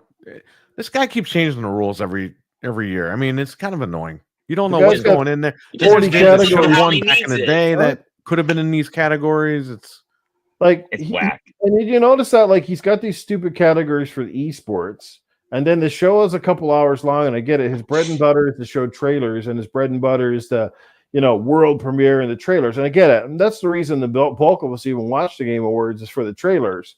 But with saying that, like, you shouldn't be also like he gets some categories get like a long period of time to get up on the stage, and other ones get swept under the rug. And I think it's unfair to not only the developers, but like to the fans, like this game comes out and you want to see them get up and accept their award, and it's like, and this other award goes to, and you're like, they didn't even get up on stage. Never even made like the timing, like it's got to be better. You know what I mean? Yeah, it's fucking weird how they do it. Like you can't prioritize. Maybe it's just the Ben who spends the money with that guy. I don't know. I mean, Kojima comes out and we give him a full blown fucking DJ surprise. Yeah, and then you get everybody half an hour to come up. I pretend I don't fucking talk English here, It's like it's more like a chew and screw with everybody else. You know what I mean? We wine and dine Kojima over here. Well, there's a fun one. I mean, it just came out, but it doesn't end up in nominations. Death Stranding just came out for Xbox. Why didn't that get up for a nomination? Yeah. Well, technically speaking, it could have. You almost think he would put it in there because he's so diehard for Kojima. But yeah, Jeff Keighley put his friggin' horse blinders on. He's like, I don't know. Did it not come out in time? I'm pretty sure it still came out underneath the radar, didn't it? He's just walking like this with the Astro in front of his face. He's like, yeah.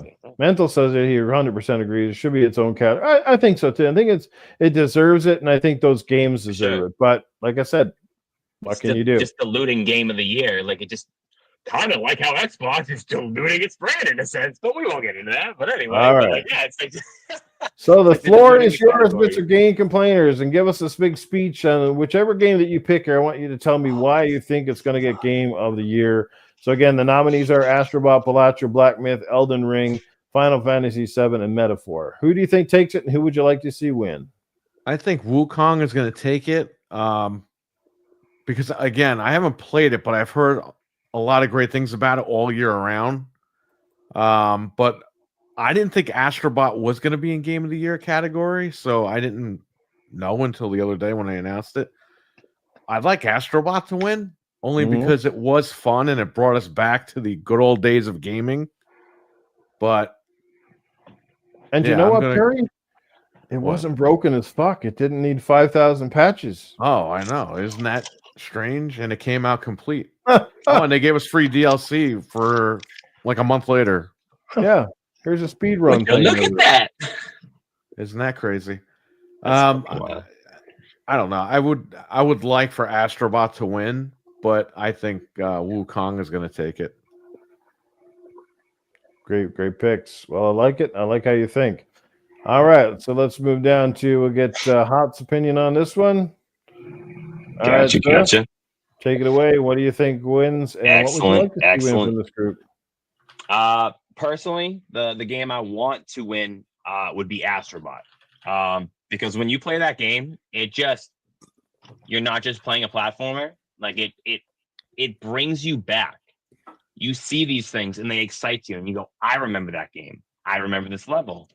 Look at how they incorporated all these things within this special level of God of War, of Horizon, things like that. It just takes you back, and obviously everything else when they implemented the DualSense and using all its functionalities, you're feeling it, you're seeing it, you're hearing it.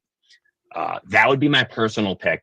But like Perry said, Black Myth Wukong, I'm pretty sure that's the game that sold like a motherfucker. Like it sold like no tomorrow. In like no time. And I think that speaks for itself. Granted, it might not be everyone's kind of game, where Astro kind of is a little bit more friendlier to everybody. I think Black Myth Wukong is the winner by the choice of everybody. I just think how much it sold. Go ahead. No, you're good. You're good. You go, bro. You know what's weird? Also, it comes out physically in a month. So wouldn't it be perfect timing if it wins Game of the Year right when the physical is about to come out? You slap the Game of the Year sticker on it like they fucking used to back in the day. What they're doing. Yep. Double dipping. Milk the cow.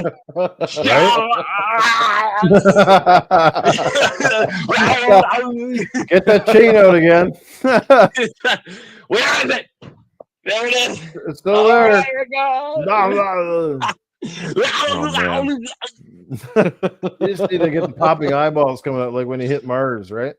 Yeah, exactly, dude. Yeah, man, great takes from both of you guys on that. I'm going to keep it simple. And obviously, John 907 in the chat must really hate Astrobot. He is not digging our picks on this one. But look, I mean, this is the common question, too. The fact that Astrobot is nominated here, people are often saying, well, it must be an awfully weak year when a game like that is nominated. That's sometimes what you hear is like, oh, it's an off year. This is the reason why this game won or that game won. In the case of Astrobot, if you've played either one of those games before, whether it was Rescue Mission or the one that came packed in with the PlayStation 5 when it came out, they're both phenomenal games. They were just shy, in my personal opinion, of greatness. They did almost everything right. The VR one was phenomenal for what VR2, but I felt like those first two games just touched the surface of what Astrobot could be, and were a little bit more like tech demos. Like I felt the VR one was more of a tech demo for VR. I felt like the one that was packed in with the PS5 was kind of like, well, let's show off a game that people can, play and love, but let's show off what the DualSense can do, right? Let's bring people in. Let's show them what we have to offer. Right. You know what I mean? It's a great marketing thing as well as just selling a game.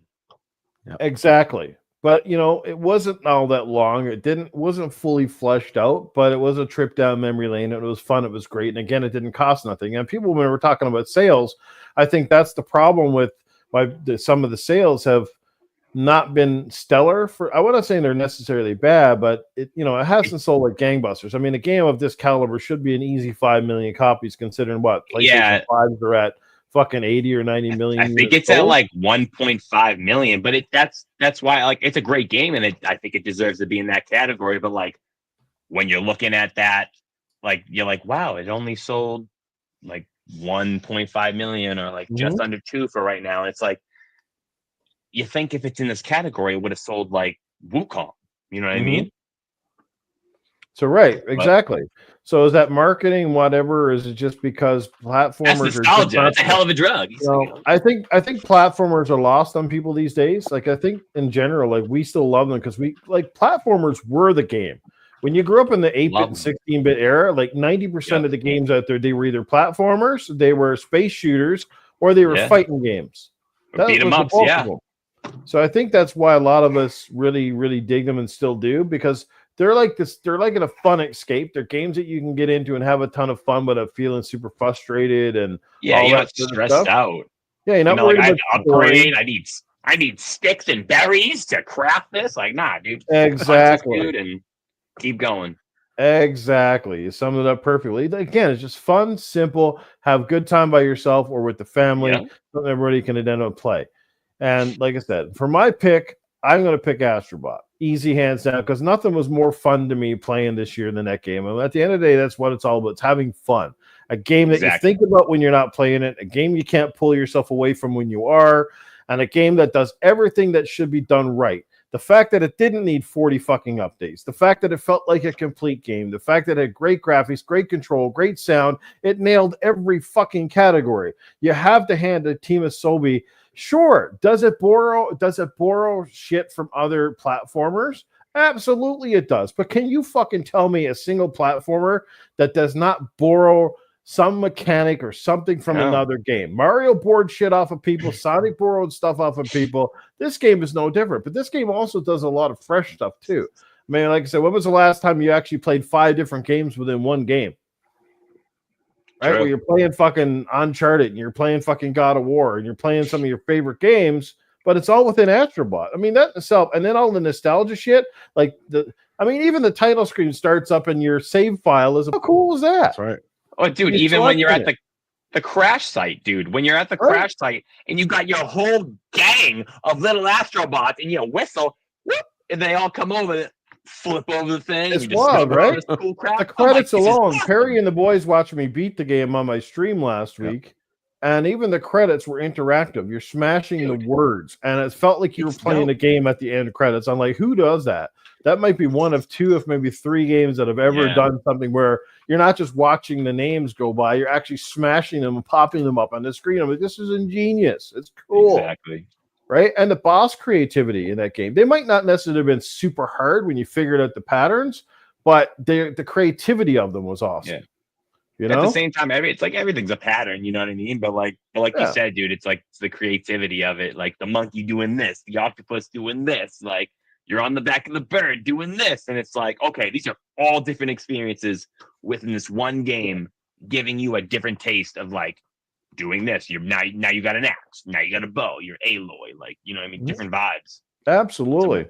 Albert G is in the chat. This is Astrobot's exclusive to one platform for PlayStation. Look, I'm sure PlayStation did well, even at 1.5 million copies. I don't think this game costed them $200 million to make, and I don't think PlayStation had this super high gangbuster expectation that Astrobot was going to sell 10 million copies out of the gate.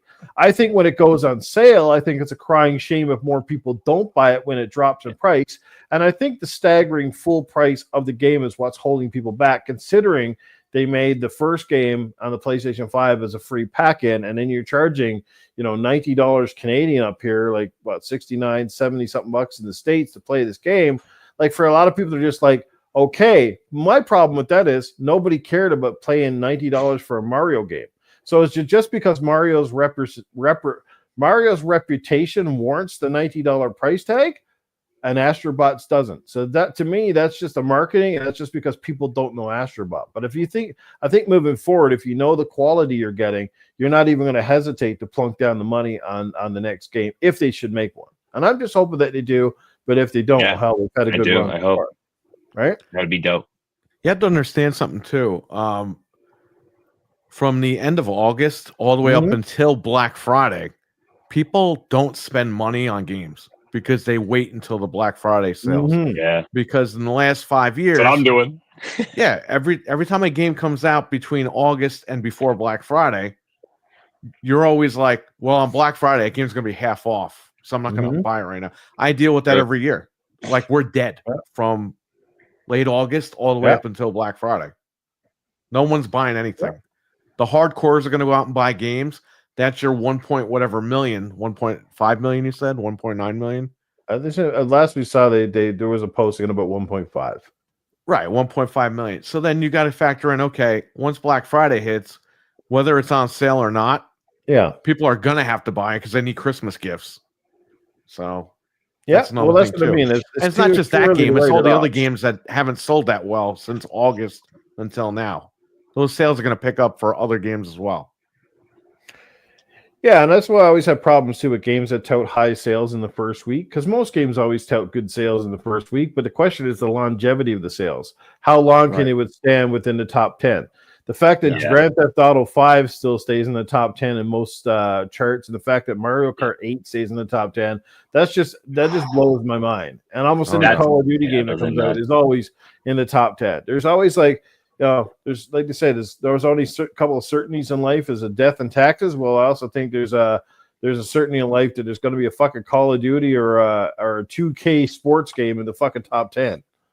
Can I make a prediction on this show? Yeah, man, go ahead. This might be the dumbest prediction of all time. I love it. Go after GTA 6 comes out. To keep GTA 5 in the top 10, they're going to release GTA 5 on the Switch too. Son of a bitch! You've put it out into the universe. Now it's gonna happen. I guarantee. I wouldn't be surprised. I really wouldn't.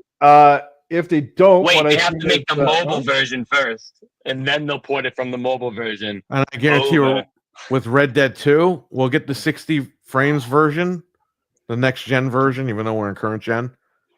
We'll get that when the Switch 2 version comes out, because that'll run at 60 as well, and then they released it across the board at that point.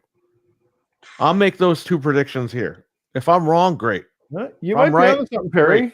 You might be onto something. No, I think like, I don't know at this point in time with these companies, like where they're at with the Switch. Like, I think the Switch at this point is near write-off. I think a lot of guys now, if they're considering a game, they're already starting to work with the Switch 2 hardware.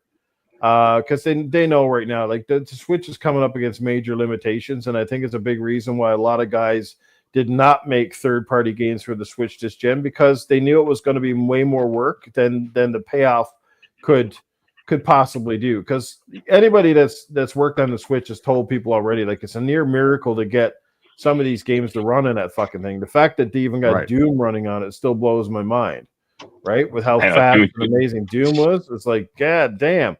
Like, these guys got to have, they got to make a lot of compromises and a lot of sacrifices to make. And GTA, even 5, even on that hardware, I think, boy, that's a toughie. What's it going to run at 10 frickin' frames a second? It's gonna blow up on you.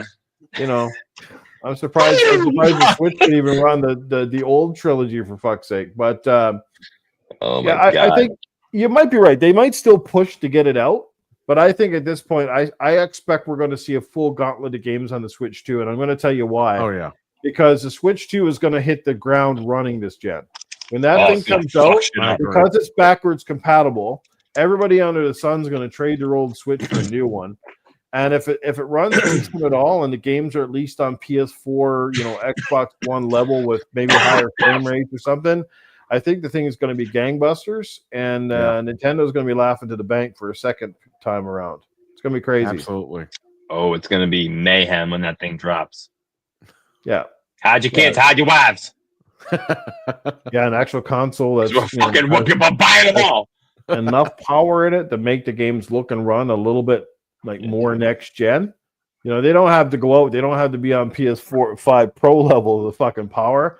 But I think we'd all be pretty happy if we could get games that run to 30 to 60 and look very similar, if not a little bit better than the PS4, Xbox One generation with that level of fidelity.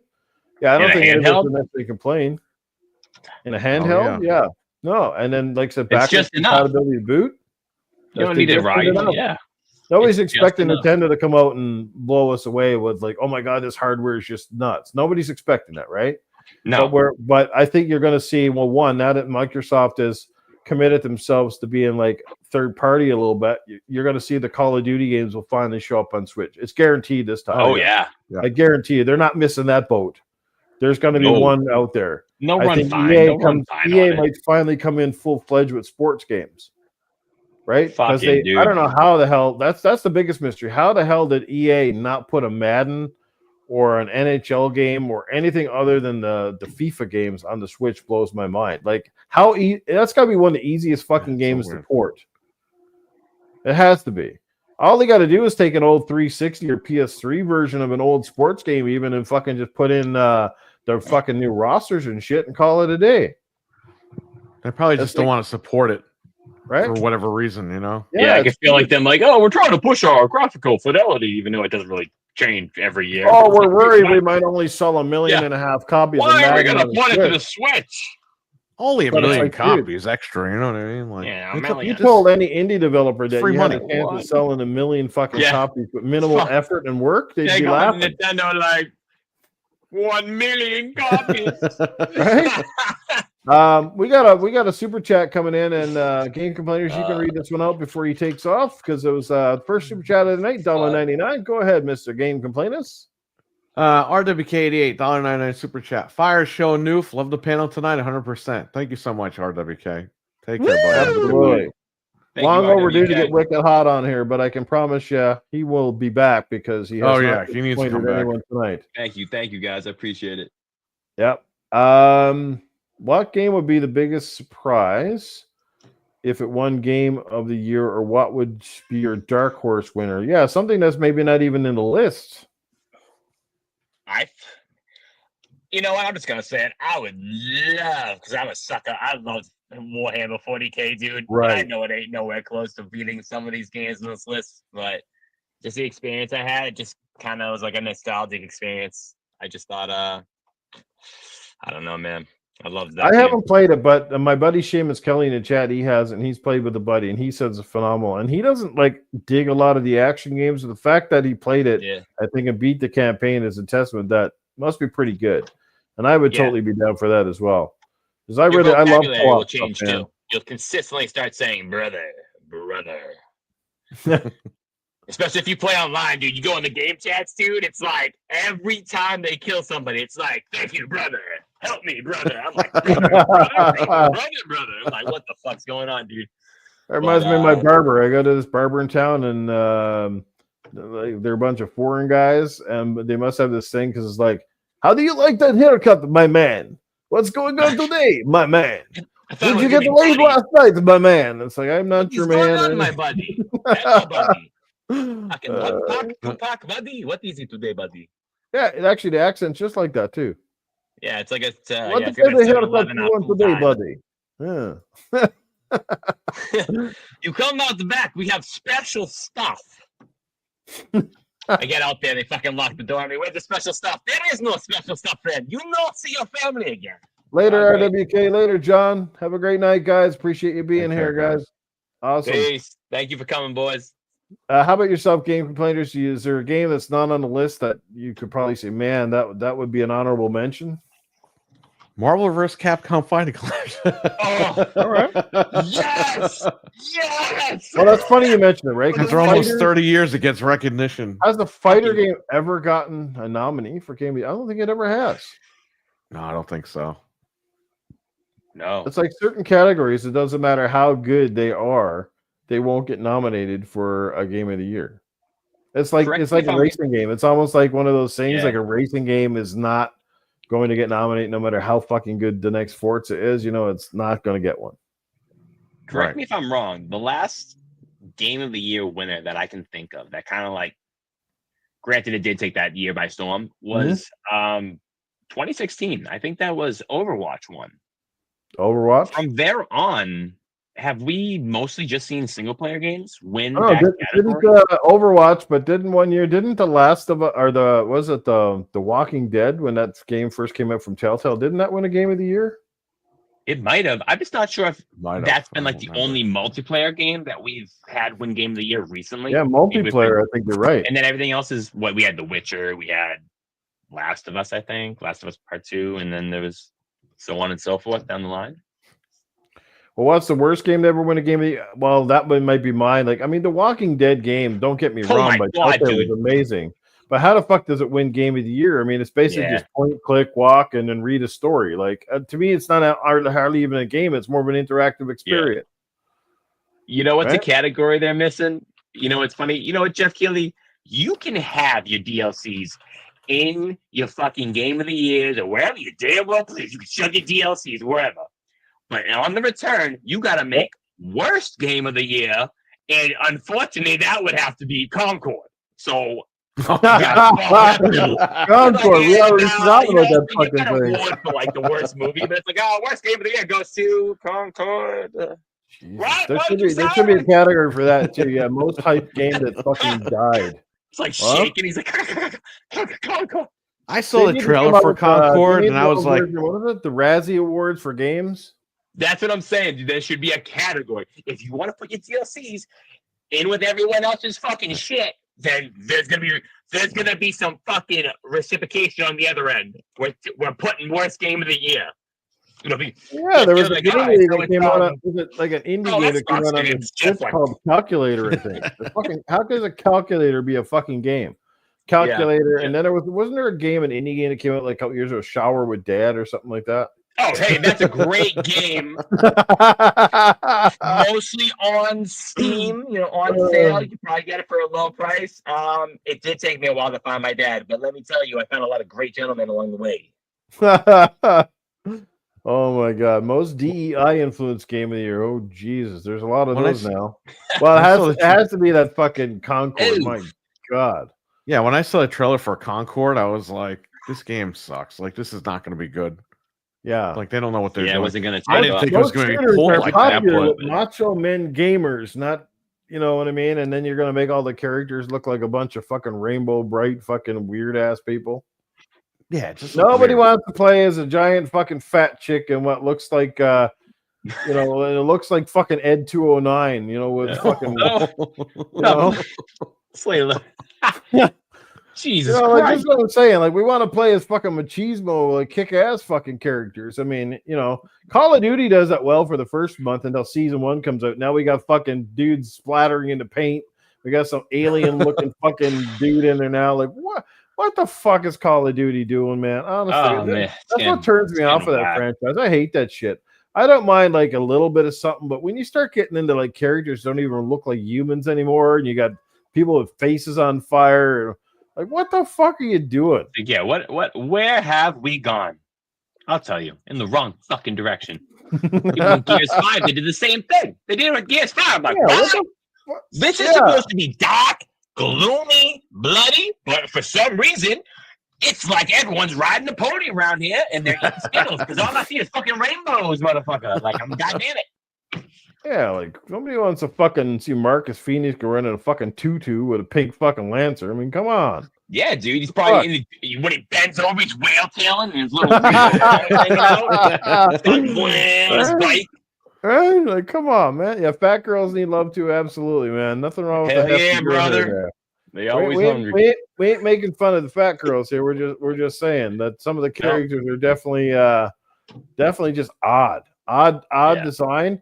And I guess the oddest design, despite the fact I don't even think they had like one white macho looking dude in the whole fucking game. Yeah, they probably made him malnutritioned and weak. No, I think they had that guy. He was like he looked like a Caucasian dude, but he was like fucking pink or blue or some fucking shit. This is our Caucasian player. He's dead. He's barely breathing. You can play with him, but he rolls really slow. So, oh man, no, there's a lot of that shit out there in games. It's not even. I won't even get started on the whole fucking Dragon Age bullshit. It's like, oh my god, when I saw that, man, dude, yeah, dude. That was it. When I found out that shit was going down, I was like, yeah, there goes my fucking copy. I'm not buying it. That just pissed me off because I was like, I loved Anthem. Like, we all know what happened with Anthem, but for me personally, I really liked Anthem. And I was like, you know what? I was like, this is the one that we're going to get back on track. That's what we're going to do. And next thing you know, I hear this BS and I'm like, oh, man. Like, okay, what if we took Star Wars and Jabba the Hutt has a scene? He goes, "My pronoun is." Like, what the fuck? Cuckoo, cha cha, pee pee, they them. Don't call me a giant slug. I am not. I am a blah blah blah blah blah. Right? Yeah. You'd be like, "What the fuck?" So, what does it make it acceptable and everything else? Like, come on, man. Man, yeah. You know, to speak like. It's nothing against those people at all. No. I'm pro-choice. You do what you want with your life, however it makes you feel happy, and you do your thing. But like to target such a smaller demographic to like kind of like not push away, but like kind of turn around on like your basic fans. It just seems like. My question is, and it's like any conversation in games, is it okay? Like, I'm totally with you on that. I'm not trying to segregate people or saying whatever. Yeah, no. But like, what was the purpose of those conversations in the game to begin with? Again, it doesn't happen that day and age. It's not. Happen. It's when games tried doing like political stances and writing it in the game. Do you know what I mean? Yeah, it's like who you. I see you're trying to specifically speak to a different demographic, but it's like that stuff really wasn't in that time. Well, I don't really know if we were worried about that, dude. Like, I mean, to all their own. What's going on, Cyber? Good to see you, man. A fantasy game, so you know, Cyberman. Look, nobody's holding you against it. If you're playing Dragon Age and you fucking love it, the more power to you. I did hear the combat. I've never told a single person don't buy the game. Right? That's not what I'm telling anybody. I say you make up your own mind. We're all fucking adults. You buy it or you don't buy it. If you don't like it, you speak with your wallet. That's what I said at the start of the show, and you move on from there. Yeah. Like I just, again, when you're having any of these conversations in the game, you have to ask, what is its actual purpose and how does it relate to the fucking game? And was it necessary to be there? Because if it was in the first game, right? If it was in the original Dragon Age, I probably wouldn't question it now. But the fact you wait 3 or 4 games into a series and then you bring this shit up because it's the hotness now, it's the in thing to do, then I have to question that. Like, what the fuck is going to happen to Mass Effect next? Like, I can only imagine. That's what I'm a little worried about. But I did hear the combat in Veilguard is amazing, and I heard the combo system is kind of like Anthem in a sense. And I've been kind of waiting for a sale, maybe Black Friday, maybe a little farther down the line. We'll see. But speaking of Anthem, did you see that one of the developers, I think on X, was tweeting that he would like to reboot Anthem? And I was like, oh, that got me hot and bothered. See it? I fucking took it up to my room and had my way with it. Yeah. I'm like, yeah, I agree like that. It's in the middle of working on an engine. I was like, I'll be right back. I get with that. I would fucking be like, dude, yeah, go fix that fucking game, relaunch it. I'd be down with that. Fuck yeah, dude. That game had untapped potential. It just never got realized. Dude, the flying off each mission, I felt like I was like, all right, Autobots, roll out. Fucking flying out. It was the coolest shit. And he couldn't have said it any better. He don't care, bro. I like the game. I'm going to buy it. I'm going to play it. You're more than welcome to voice your opinion, whether you like it or not. I know Cyber is a good friend of mine. We play games together. He's always been honest and upfront. And Cyber, I know he really enjoyed. I think Cyber enjoyed. I don't know if it was Gotham Knights. I think he had played that one. I don't know if he enjoyed Suicide Squad too. I really like Suicide Squad. I know that. Yeah, I think you were telling me that. It was fun, dude. The story's kind of quirky. It's funny. Like, I was laughing. Like, even if you just, dude, it's like $5 I think on Steam right now. Yeah. If anybody, I think I've seen that on Wario. It's $5 for the deluxe edition. Even if you just play the story, it's really not bad at all. It's kind of funny. Like, you'll get through it. You'll enjoy it. Okay. I'll take your word for it. I haven't bought it. I still have no intentions to. But again, you never. If it's under $20 and you're feeling lucky, go for it. If it's under 10, fucking grab it. If you're just feeling just a story. If you don't give any fucks and it's under $20, pick it up. Pick it up. Pick it up. Pick it up. Pick it up. Pick it up. Pick it up. We'll be outside the fucking GameStop, fucking dancing. Yeah, that might be part of it. And that's the thing with me. And the trend in the games industry, and kind of Cyber brings it up, it's the seasons, right?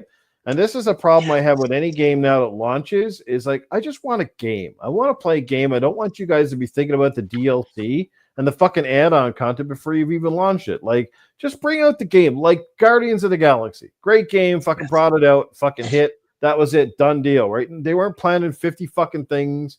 They weren't trying. I guess the bottom line is stop turning every fucking game into a live service fucking game. Yes, preach. That's all you gotta do. That's all we're asking for. We don't. They're like these guys don't get it. It's like when you did like what was it, the Avengers game, right? It's the fucking Avengers. The game is gonna sell like gangbusters, no matter how it turns out. But you had to come out and fucking ruin it by diluting the content and making it a live service. And most people just want to play a good game. They want to be, play with their friends, one and done with it. Not, my God, you need season 2 and season 3, and we're going to add shit all the time. Yeah, legit. That's just like you need to bring it back. With Fortnite and those fucking games that are free to play, because that's how you keep your audience fucking invested. Yeah, fine. But like, we don't need it with Batman. We don't need it with fucking Spider-Man. No. Like, I would, as much as I love the Spider-Man games on PlayStation, I wouldn't fucking buy no season shit for that. I'm like, no, I'm fucking done with the game. Bring me out a new sequel. Don't keep just investing in it because it's low investment and I guess that's where all this shit stemmed from to begin with. It's like it's low risk, high reward essentially because minimal effort take because the game engine's there. You've already built the shit. You just got to keep adding stuff, and it's way easier to add than build something for the ground up. But what people don't realize is that when you're building games from the ground up, you're often getting a better experience, a better graphical experience. You're taking advantage of new hardware. You're just not like Fortnite really hasn't fucking advanced in a couple of years other than what they moved it to Unreal Engine 5. So it looks fucking better now than it ever did. But the game itself remains the same. They keep doing the same shit over and over. And most importantly, they keep charging people astronomically stupid prices for fucking skins. And that's where I start getting like, I'm annoyed. This is fucking annoying. Right? I've started to become the same way. Like I just kind of a lot of my friends play Destiny and they play other games like that. And it's like then you play Call of Duty, and that's a game that offers single player, multiplayer, and then you have your battle pass. But like Space Marine 2 again, like that was just a game where it was like they gave you single player, they gave you multiplayer right off the bat, and then something else, and I was good to go. Like what happened with just someone making a game with single player, multiplayer, and you don't need a battle pass. Like I don't need these colorful things. I don't need a skin. Like I was playing Halo Infinite and doing all the battle passes until I realized one day, I'm like, what the hell am I buying all these things for CP coins or whatever the fuck they are? Yeah. And I look and I'm like, I'm earning crap. I can't, this is monopoly. I can't buy shit with this.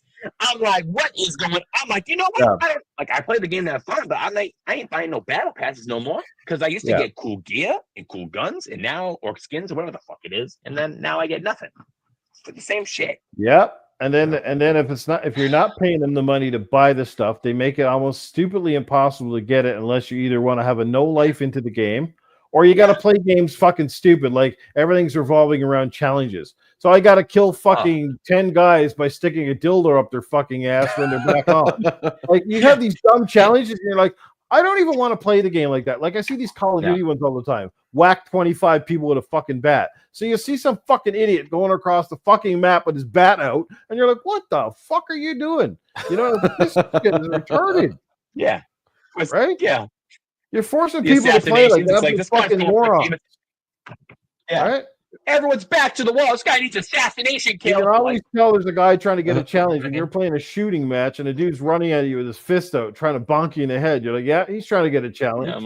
Yeah, because I'd never run into a fucking fight in my real life with my fucking fist going if a guy's waving a handgun in my face. I'd be like, yeah. Man. Unless you really want it. Maybe you want to go out, baby. This is the kind of crap that I'm so pissed off with the industry, and this is probably that's my biggest gripe overall is this bullshit. Like, and Call of Duty doesn't even need seasons because you're making a goddamn new game every year anyway. So why even have fucking seasons? Nobody's going to be bored of Call of Duty in a fucking year. Add a map, maybe add a mode or something, but don't do this garbage. It's just to me, it's just you're just chaining to the Fortnite crowd, and unfortunately, I guess. I mean, if you guys like it, go ahead. Like, I'm not telling you what to spend your money on. But I'm just like, if you like it, go ahead and do whatever. That's float your boat. But I think Call of Duty is one of those games that transcends the industry, doesn't need the shit that they're trying to force on you. Maybe, like I said, when you're doing a free to play, I get it. Because free to play, everybody's playing the game for free. They want to make some money. They got to upkeep the servers. You still got to pay employees. They got to make money somewhere. I get it. There's no entry fee, baby, at the door. Right? You just got to pay for the drinks. That's all. I know.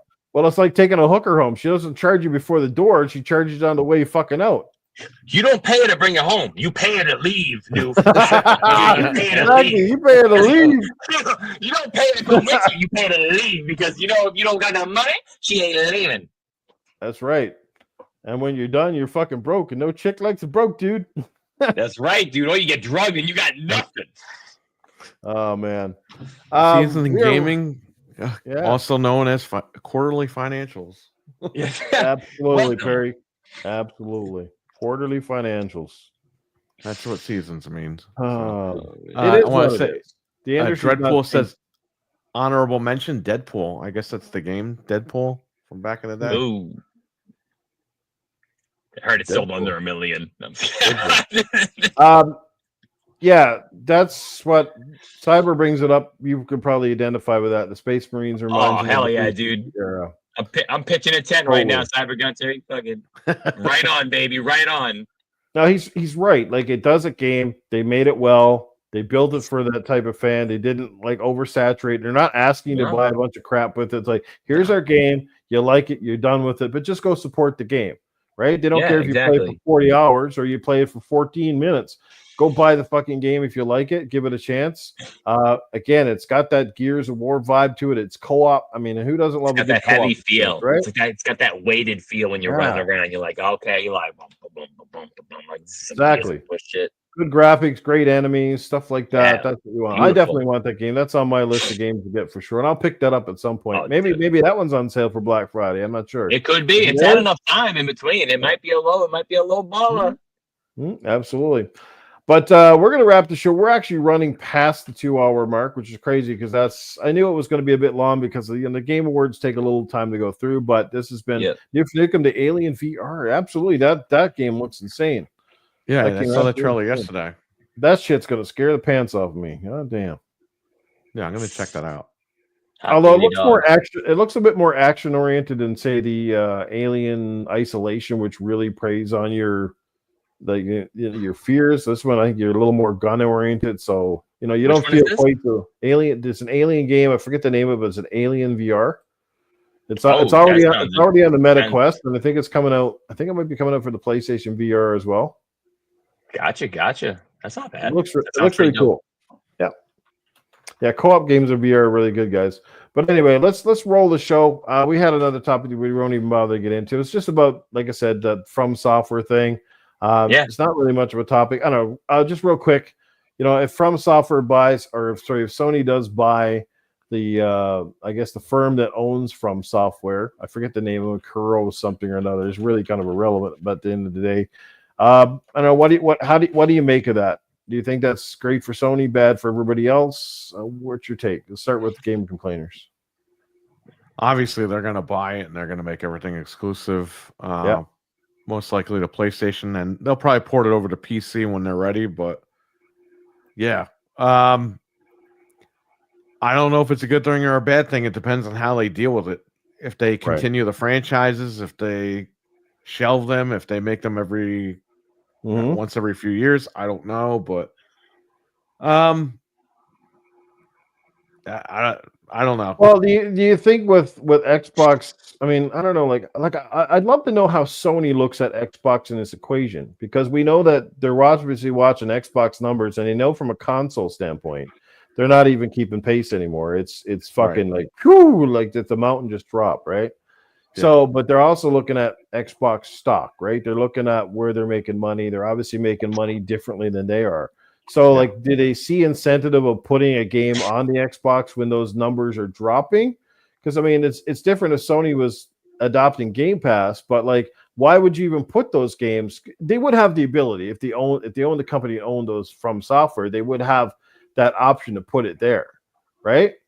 But you know, do you, as the question, do you put it there when what's the potential? You sell an extra 500,000 copies. I guess what they'll look at overall is how many copies of, say, the Elden Ring sold on Xbox. Sold on Xbox, yeah. Right? Because if they feel it's worth it enough, they could definitely put it on the Xbox platform to make up that revenue. Or again, they keep it themselves, and then all it does is it forces the Xbox-centric gamer to go over and buy a PlayStation unit to play it. Right. They'll say, okay, 5 million people bought it on Xbox. Just throwing a random number out there. That could be 5 million more people that buy a PlayStation to play Elden Ring. That's the way they could look at it. I don't know. If Sony is ever going to get into the subscription competition there, then they have to look about what they're going to put in their library. So if they're going to have that in their library down the line, again, I don't know. I think Elden Ring, I have it on Xbox and I enjoy it there. I'd like it to stay on Xbox, but you know, this is what Sony does. They buy these things and they lock them up. Oh yeah, well, it's about perception, public perception, and you know, getting the marketing rights, and it certainly will. It will force people that love Elden Ring to go over and buy a PlayStation 5 or a Pro or whatever it might be running on. And I guess that's the difference with the two markets, right? Is Sony still cares about selling the consoles because they know the more people that have a console in their home means a better chance they're going to sell not only their games, but third-party publishers will have a better chance at selling their games as well, right? Very true. Yeah, I don't really care either way. I'm not a fan of From Software games. I like the principle of them. The only one I ever bought. No, that's just sorry. I did buy a copy of Bloodborne when it was on sale. I had a physical copy, and I bought a full price version of Sekiro. And both games I got annihilated early. Got frustrated, swore at the fucking screen, and said, "Yep, I'm going to break controllers with this." So I'm putting it down, and never went back. Anybody who knows me know I have a bad fucking temper when I'm playing games, and I will smash shit. I cannot deal with that. You know, games are supposed to make me happy and make me chill out, not fucking make me swear at them all night. If I'm swearing at a game, it's the wrong kind of difficulty for me. To each their own. People say, "Well, get good." I hate that fucking get good. Like if I gotta fucking play a boss for a fucking hour and a half, not the game. Like, if I gotta play a boss for an hour and a half, okay. If I had to look for a woman's clit for a fucking hour and a half, I'd be pissed off and forget it too. Right? Rip it up. Yeah, you see what I'm saying? Yeah, very true. I get the same way on stream. To fucking find a clit, I'd be pissed off. That's the one I'm playing. I'm sitting there swearing at the fucking screen, sweat coming out of me, fucking losing weight over here playing a goddamn game and going for $80 fucking controllers. That's not my fucking jam. Like, just give me the fucking option, or give me the option From Software, at least when I die against a boss for like, if I'm 15 fucking minutes straight and I haven't beaten this motherfucker, give me a fucking extra health potion, or give me a mode to like fucking assist me somehow. Maybe take away those goddamn, you know how every game now does a boss where they got fucking 3 life meters? You beat the motherfucker and he comes back again. You're like, oh, for fuck's sake, he's coming back again. Like, come on. Like half alive, you're like, all this bullshit in the book now, right? One slash. Yeah, it's either that or the other games now. They got the other way when the bosses start to get a little bit easy, then they start tossing all the minions at you, so you got to fucking distract and you got to fight all the like, all right, guys coming out, right? Yeah, I know what you mean, dude. Yeah, like, I mean, when you're like, way too quick. It's like trying to almost done with the game, and then there's like a puzzle or something that just like gets in your way, and you're sitting there for hours. I'm like, I'm almost done with this game. Dude, fuck yeah, dude. Why did they always do that for paying people? I always said people that really love those games, especially the people that are so good at those games they can get through them with hardly taking a hit. I'm like, you guys are fucking masochists. Yeah, guys doing it with a fucking DDR pad. He's like, dun, dun, dun, dun, dun, dun, dun. I'm like, what the fuck? Yeah, I just beat it with a Guitar Hero controller. Holy this guy just played it on a fucking flute. What the fuck? Like, you know what I mean? Right? You're just like, what? I can't even beat it with a controller. These guys have been playing it so much you can beat it with that shit. Like, what are you gonna beat it with a calculator next? What the fuck? Jesus. I don't know. I mean, kudos to them. Like, I'm not saying like again. I want to buy those games. Every time I see one, I'm like, God, they look so fucking awesome. Yeah, but I just need at least checkpoints or a fucking checkpoint or a save anywhere feature or a checkpoint. Even that would save me like a world of swearing. Let me save where the fuck I want. Let me die as many times, but let me not have to go through like the other 40 minutes of the level that I just beat to get to the boss so I can get frustrated. I don't want to do that. No, I know what you mean. Yeah. Yeah, they're not my type of games either, dude. Like I never tried them, but I think I just know myself better. I don't want to lose controllers either, dude. If I get pretty mad, I get pretty riled up. Gears of War is one game that will rile me the fuck up. Yeah. And if this is worse than that, which it is, I can only imagine the chaos that would ensue. Gears of War multiplayer, the cheaters and the tryhards all the time. Oh my god, dude! I'll get like triple rifle butted in Gears of War, and I want to break the controller in half. Like, yeah, I can't stand the guys that do the fucking wall bouncing to the point it's like watching a pinball game. You're trying to fucking aim, they're like ding, ding, ding, ding, ding, ding. They just danced around me. I'm like, oh, great. I'm like, these guys are supposed to be slow and cumbersome, and you guys are bouncing around like a fucking pinball game over there. The ball's just bouncing off the walls. You know what I mean? Like, what the fuck? Yeah, dude. It's like the hot dog you used to get in the lunch cafeteria, just like bouncing off the walls, rolling across the floor. I gotta catch that fucker. Is this thing? I can't even hold on to her. Yeah, you're absolutely right. People that are good at the Souls games are people that only play Souls and they love the pun. Yeah, well, I think you're partly right on that. They definitely love, and I get it. I get why they play them because that reward is the payoff. It's the payoff, people, right? Yeah, it's like the payoff. If somebody starved you to death for 3 weeks, if they starved you to death for 3 weeks and only gave you water, but then at the end of it they gave you a big old meal, you think it was the best fucking meal you ever ate in your life, even if it was like 5 specks of rice. You were like, yeah. That's the kind of way they are. Yeah, beat that fucking boss. 10 hours at that prick. I finally put him down. Sweet mother of pearl. It's all good. To each your own, man. To each your own. Yeah, hey, man, if you like the games, and fucking play the shit out of them. Unfortunately. Chase Jones in the chat. We got Iceman LMH tonight. Guys are awesome people. Hey, Iceman, Chase Jones. Yeah, we got some great people here. Cougar Man still hanging out. Stevie Mac, what's up? Here. I saw Lethal Pop in the chat earlier. That was awesome. Lethal Pop was good to see him here. Moggs E is hanging out. Holy shit, they're all here tonight. That's good. But anyway, we're gonna wrap the show, guys. We're at 2.5 hours and counting. I guess before we go, I guess I can't close the show without at least taking a question from you guys. You just need to tell me who's coming out. Who's coming out here? Who are we bringing out, guys? We're bringing out Arnold. We're bringing out Safe House. Who do we want? Who do we want? Who do we want? I think I know who you want. Oh man, I'd fucking. If I had it my way, I'd have you die on the hill of Safe House.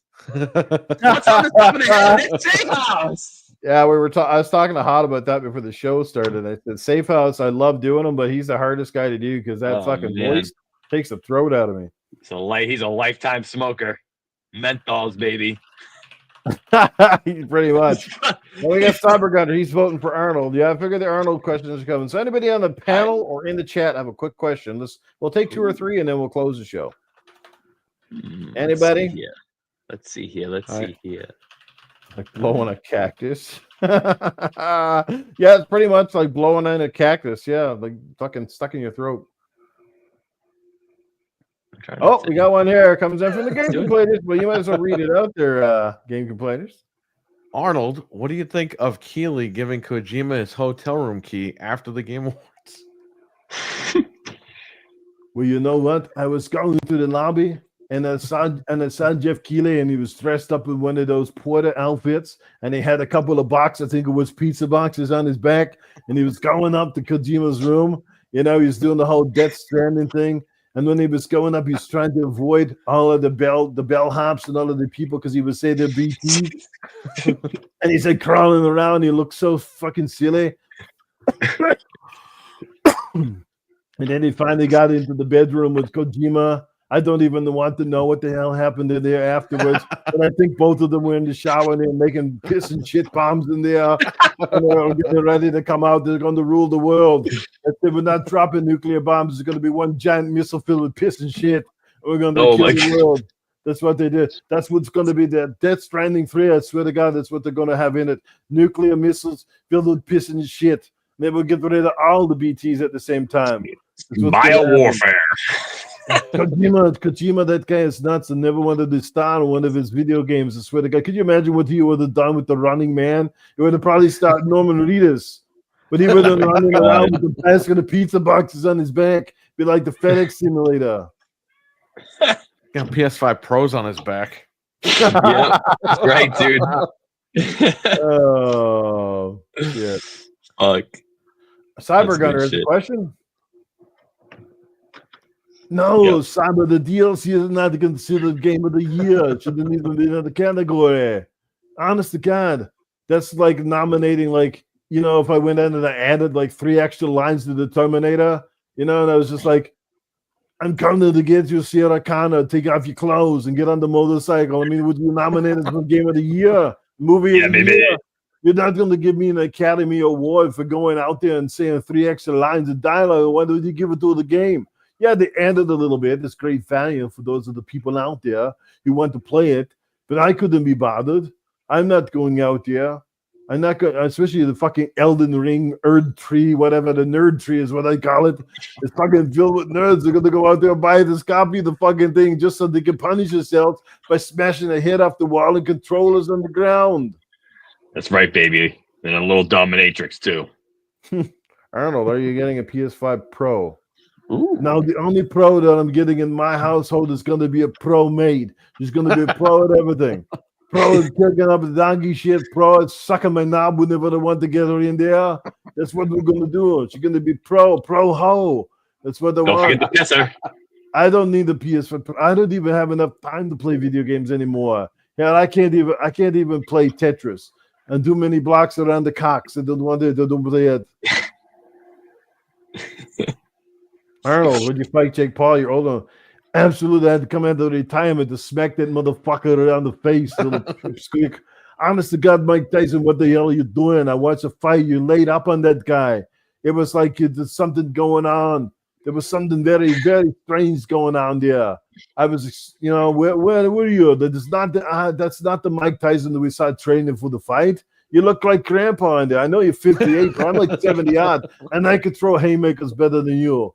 I know, God, what the hell are you doing? You could have knocked that fucker out. I want to see him lying on his ass, not getting his ass, or seeing your ass in the fucking intermission. Oh my God, the stream was ass. It was coming in ass. It was the only time that Netflix. It was the only time that Netflix played the whole fucking fight in 4K is when his ass was hanging out. I got no parental advisory sticker when I seen those cheeks. I was ill-informed. Well, let me tell you this, and C-Man's going to jump in here right now. Let me tell you this. I'll fuck that boy up. I'll fuck that Jake Paul up right now. You want to get in the ring with the motherfucker? Let me tell you. You know, all I got to do to beat you, Jake Paul? Let me tell you this, son bitch.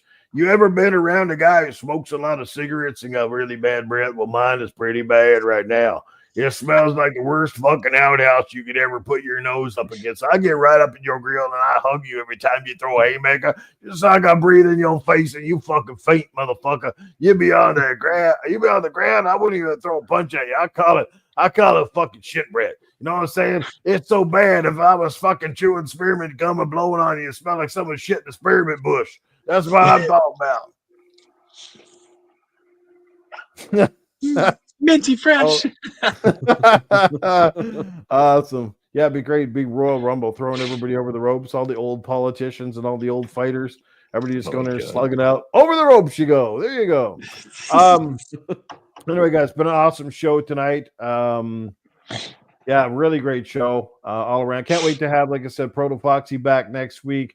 Yeah. This was an amazing debut by Wicked Hot. I think we had to take a vote. This man deserves to be on a podcast, and if he ever should want to be, he has a place here at GAD if he ever says the word. I would love to have you. Awesome. If you ever want it. Thank you so much, boys. Thank you so much. You came in here and you knocked it out of the park. Not many people come on their first podcast and feel as at home as what you did tonight. Yeah, I feel like I've known you for a little while, Noof, and we've played games, and you've always made me feel at home. When it's just the two of us, and there's not a lot of people around, man. You're just a real person. You're down to earth, and I think everyone can get down with that. But I want to say thank you so much for giving me the opportunity to be on your show. And Perry, it was great meeting you. Foxy, It was great meeting you for the short time that we had, but I'm sure we're gonna get acquainted more or less in the future and stuff like that. Awesome, nice meeting you. You're already getting some great thumbs up, not only from the panel but in the chat, my friend.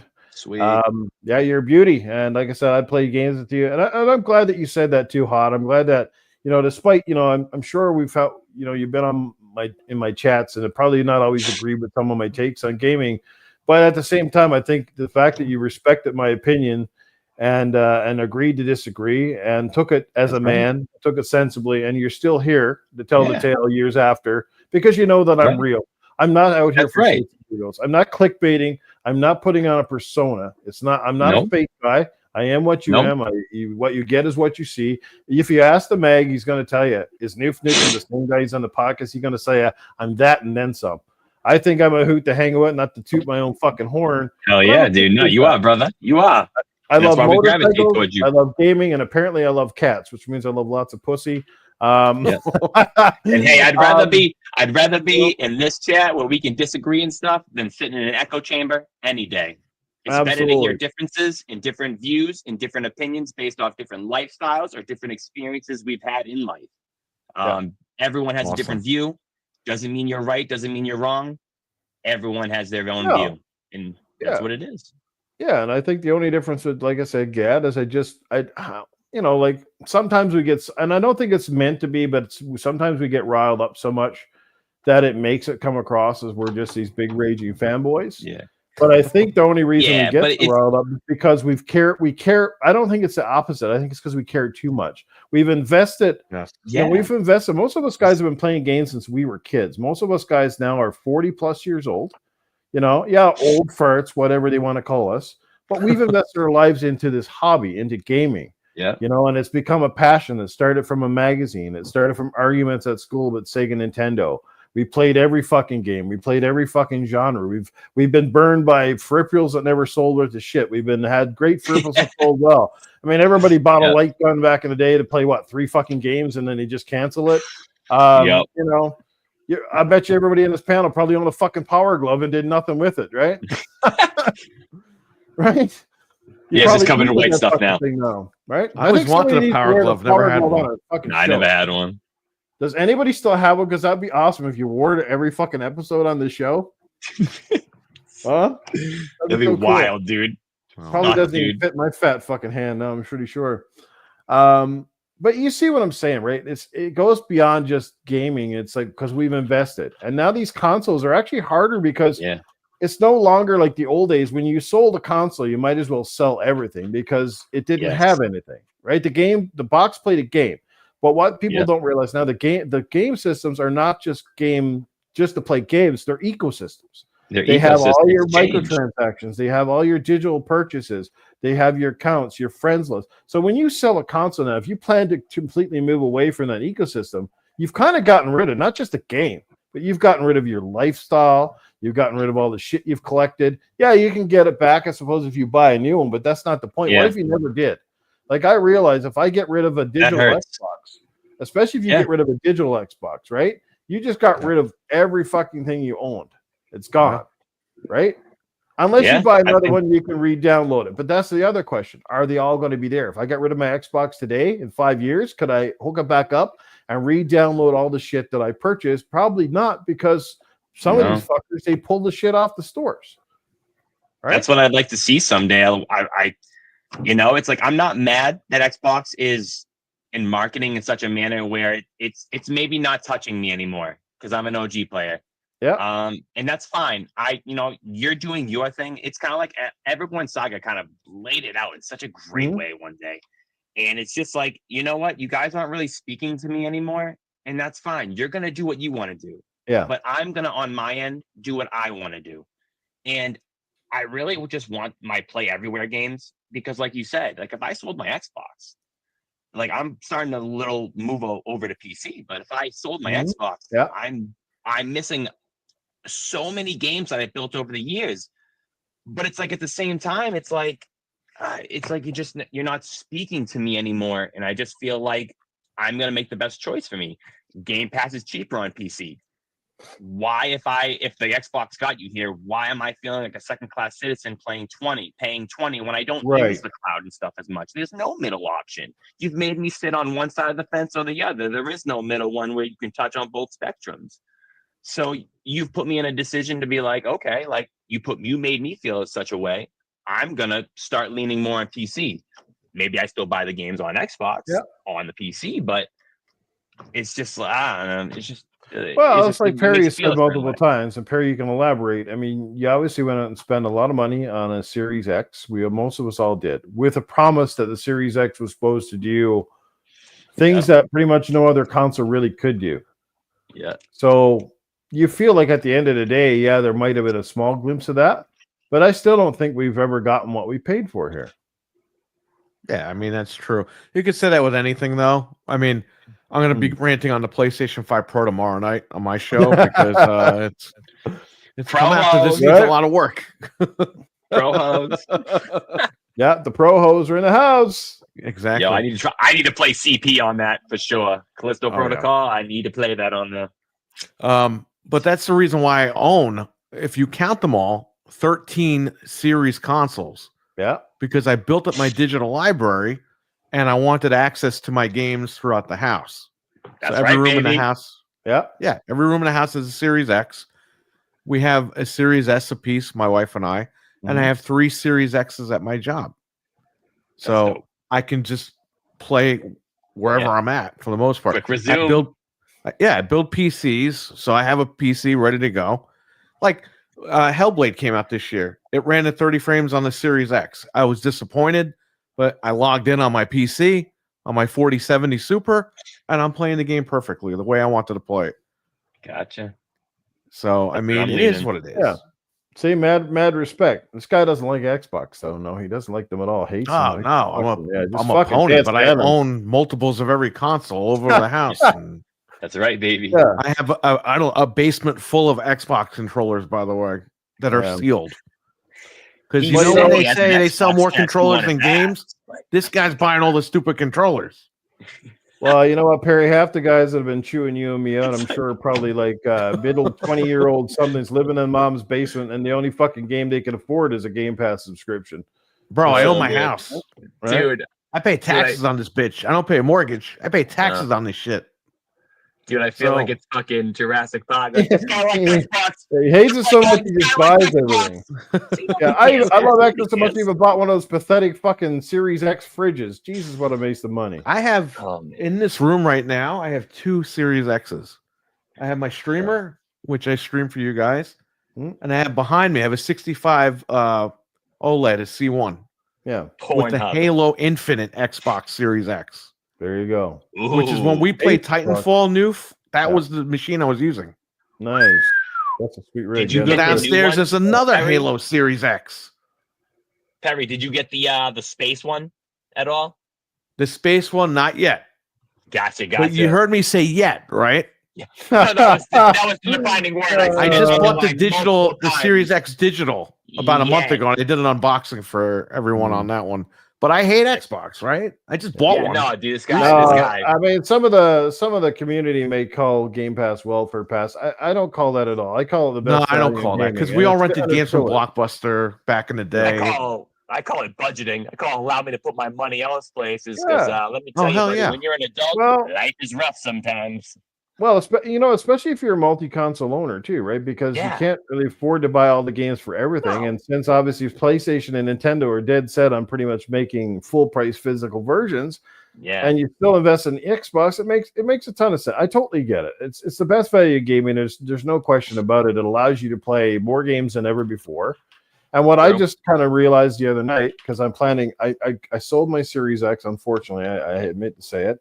But when I pick up another one here, either a Series X or a 1 terabyte Series S, what I realize is, well, I'll subscribe to Game Pass, and then I can play all my games with you guys. And what I'll do is I'll download all the games and I'll try them out. And then if I really like a fucking game, what I'll do is I'll wait for the sale and I'll buy it. So it's a win-win because Microsoft will get my subscription money, and then Microsoft or whoever else will still get my money when I buy a copy of the fucking game. Right. That's kind of where I'm at, Noof, with that. Like, I'm gonna start subscribing to Game Pass PC instead of Ultimate on my Xbox. Yeah. But I'm only going to do it when I need it. And if I really like a game, I'm going to buy it instead of just dump. Like I was just mindlessly dumping the 20. And not to say that I wasn't getting my return. I was playing a bunch of games on there. Mm-hmm. But as I started to like really break it down of what I was like, I'm not really playing that many Game Pass games. I'm kind of buying more games the day they come out. So I'm just going to pick and choose the months I need to. If it's back-to-back months, it's back-to-back months. I don't need Game Pass to tell me I'm going to like the next Gears game. Like that's a given. I'm going to buy a copy of that game. PC Online is free. Yeah. So I'm like, well, this is fucking amazing. And then if I buy a copy of the game, no matter if I want to keep my subscription going or not, right? I'm not out without the game. That's where I'm at, right? Dude. As long as you have that access point, like you're good to go, and you get to choose whether you want to dip your toes in and just sit out. Yeah, at my age now, Tim, starting to realize that physical collections are a pain in the ass. You know, you're moving consoles around the house and stuff, where you're trying to just downsize. Like, and you got all these fucking games, and you can pack them up, and then you walk down the stairs and you drop them all, and you start swearing. It's and then there is like, I don't know. There has been times when I've been playing games with you guys, and you switch a game over, and I'm like, fuck, I gotta go downstairs and grab my copy, or I gotta get up off the couch again and put another game in. When you guys are all just like hitting one button, so poop, here we go. Yeah, I'm just gonna pop this sucker in. Yeah, but anyway, we're off on another topic that will come back. But let's close the show. So finally, you're wicked hot. You knocked it out of the park, man. Mental. Well, this was a mental show today. It's great. Mental line are in the chat. I have hair. I just want to got a little more hair than mental. Yeah. There's something there. Like I'm not Agent 47 and Mr. Clean yet. Like, so. He's got it there. Yeah, he's got it nice and clean. I got the Callisto Protocol buzz cut. That's right. Perry's up there doing the Chronicles of Riddick.